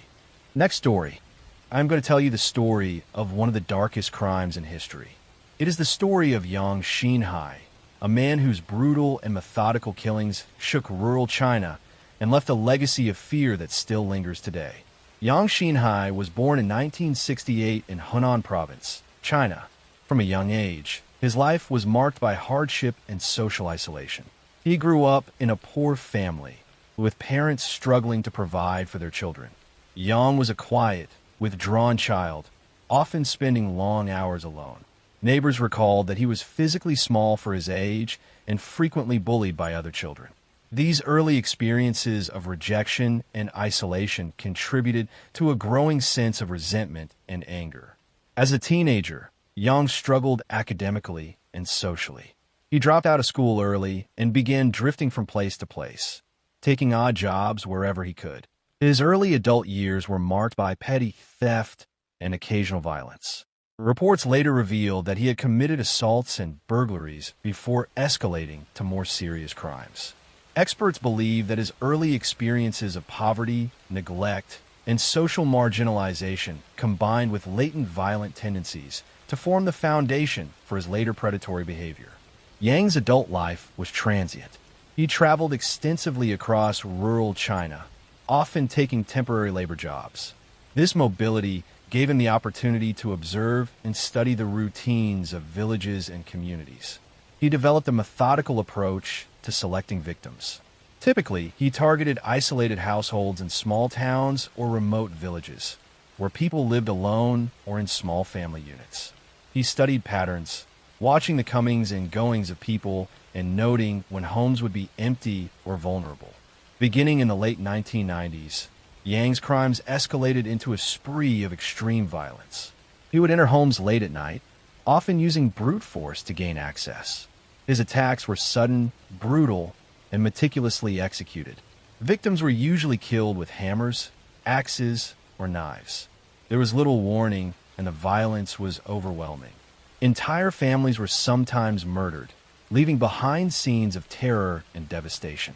He was careful to avoid leaving evidence that could easily identify him, frequently wearing gloves and taking precautions to avoid detection. The scale and pattern of Yang's crimes caused widespread fear in rural communities. Villagers were terrified to be alone at night. People began to lock doors and keep watch in groups, but the unpredictability of his attacks made the fear pervasive. Authorities were initially unable to connect the murders, partly due to the geographic spread of his attacks. He operated across multiple provinces, which made investigation coordination difficult and slowed the identification of a pattern. Yang's psychological profile was disturbing. Experts who later studied his case identified traits consistent with extreme antisocial personality disorder. He demonstrated a total lack of empathy, deriving satisfaction from the suffering of others. He was methodical, patient, and highly organized in his approach. Unlike many criminals who act impulsively, Yang planned his attacks with precision. He would observe, wait for opportunities, and strike when victims were most vulnerable.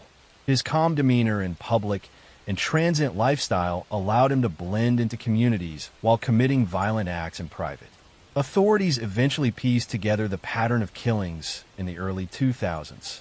Investigators cross-referenced missing persons reports, unusual deaths, and witness accounts. Breakthroughs came when survivors and eyewitnesses provided descriptions of a suspicious man seen near crime scenes. Law enforcement used a combination of interviews, crime scene reconstruction, and emerging forensic methods to track his movements. Yang Xinhai was finally arrested in 2003. Evidence linked him to at least 67 murders and multiple assaults, making him one of the most prolific serial killers in Chinese history. The trial revealed the horrifying scope of his crimes, the meticulous planning involved, and the terror he had inflicted on countless communities. Witnesses recounted their fear and trauma, survivors described narrow escapes, and investigators detailed the painstaking work required to apprehend him. He was convicted and sentenced to death. Yang remained calm during proceedings, showing little emotion or remorse. The sentence was carried out in 2004, bringing an official end to his spree of violence. Yet the impact of his crimes continued to resonate. Families mourned lost relatives, communities took years to recover their sense of security, and law enforcement incorporated lessons from the case into methods for tracking transient offenders and connecting widely dispersed crimes. The story of Yang Xinhai is a chilling reminder of the depths of human cruelty. His ability to operate undetected for years, the meticulousness of his planning, and the sheer brutality of his crimes make him one of the most terrifying figures in modern criminal history. He targeted the most vulnerable, struck without warning, and left a trail of destruction that shaped communities and criminal investigation practices for years to come. Even today, his crimes are studied in China and internationally as examples of how poverty, social isolation, and unchecked violent tendencies can combine to create a predator capable of extreme destruction. The terror he instilled, the lives he destroyed, and the fear that gripped entire rural provinces mark Yang Xinhai as a haunting figure whose story remains one of the darkest chapters in criminal history. Next story. I'm going to tell you the story of one of the darkest crimes in history. It is the story of Robert Hansen, a man whose actions terrorized Alaska for more than a decade. His crimes went undetected for years, and he managed to live among ordinary people while carrying out acts of unimaginable cruelty. Robert Hansen was born in 1939 in Esterville, Iowa. From the beginning, he was a quiet, introverted child. He suffered from frequent illnesses, including asthma, which kept him isolated from his peers and made social interaction difficult. His early childhood was marked by loneliness. He spent hours observing the world around him, especially the natural environment and animals. This fascination with hunting and firearms would shape his later life in profound ways. Even as a young boy, Hansen displayed disturbing tendencies. He had a fascination with trapping and harming animals. Neighbors and relatives later recalled incidents where he would set traps for small creatures, sometimes killing them without remorse.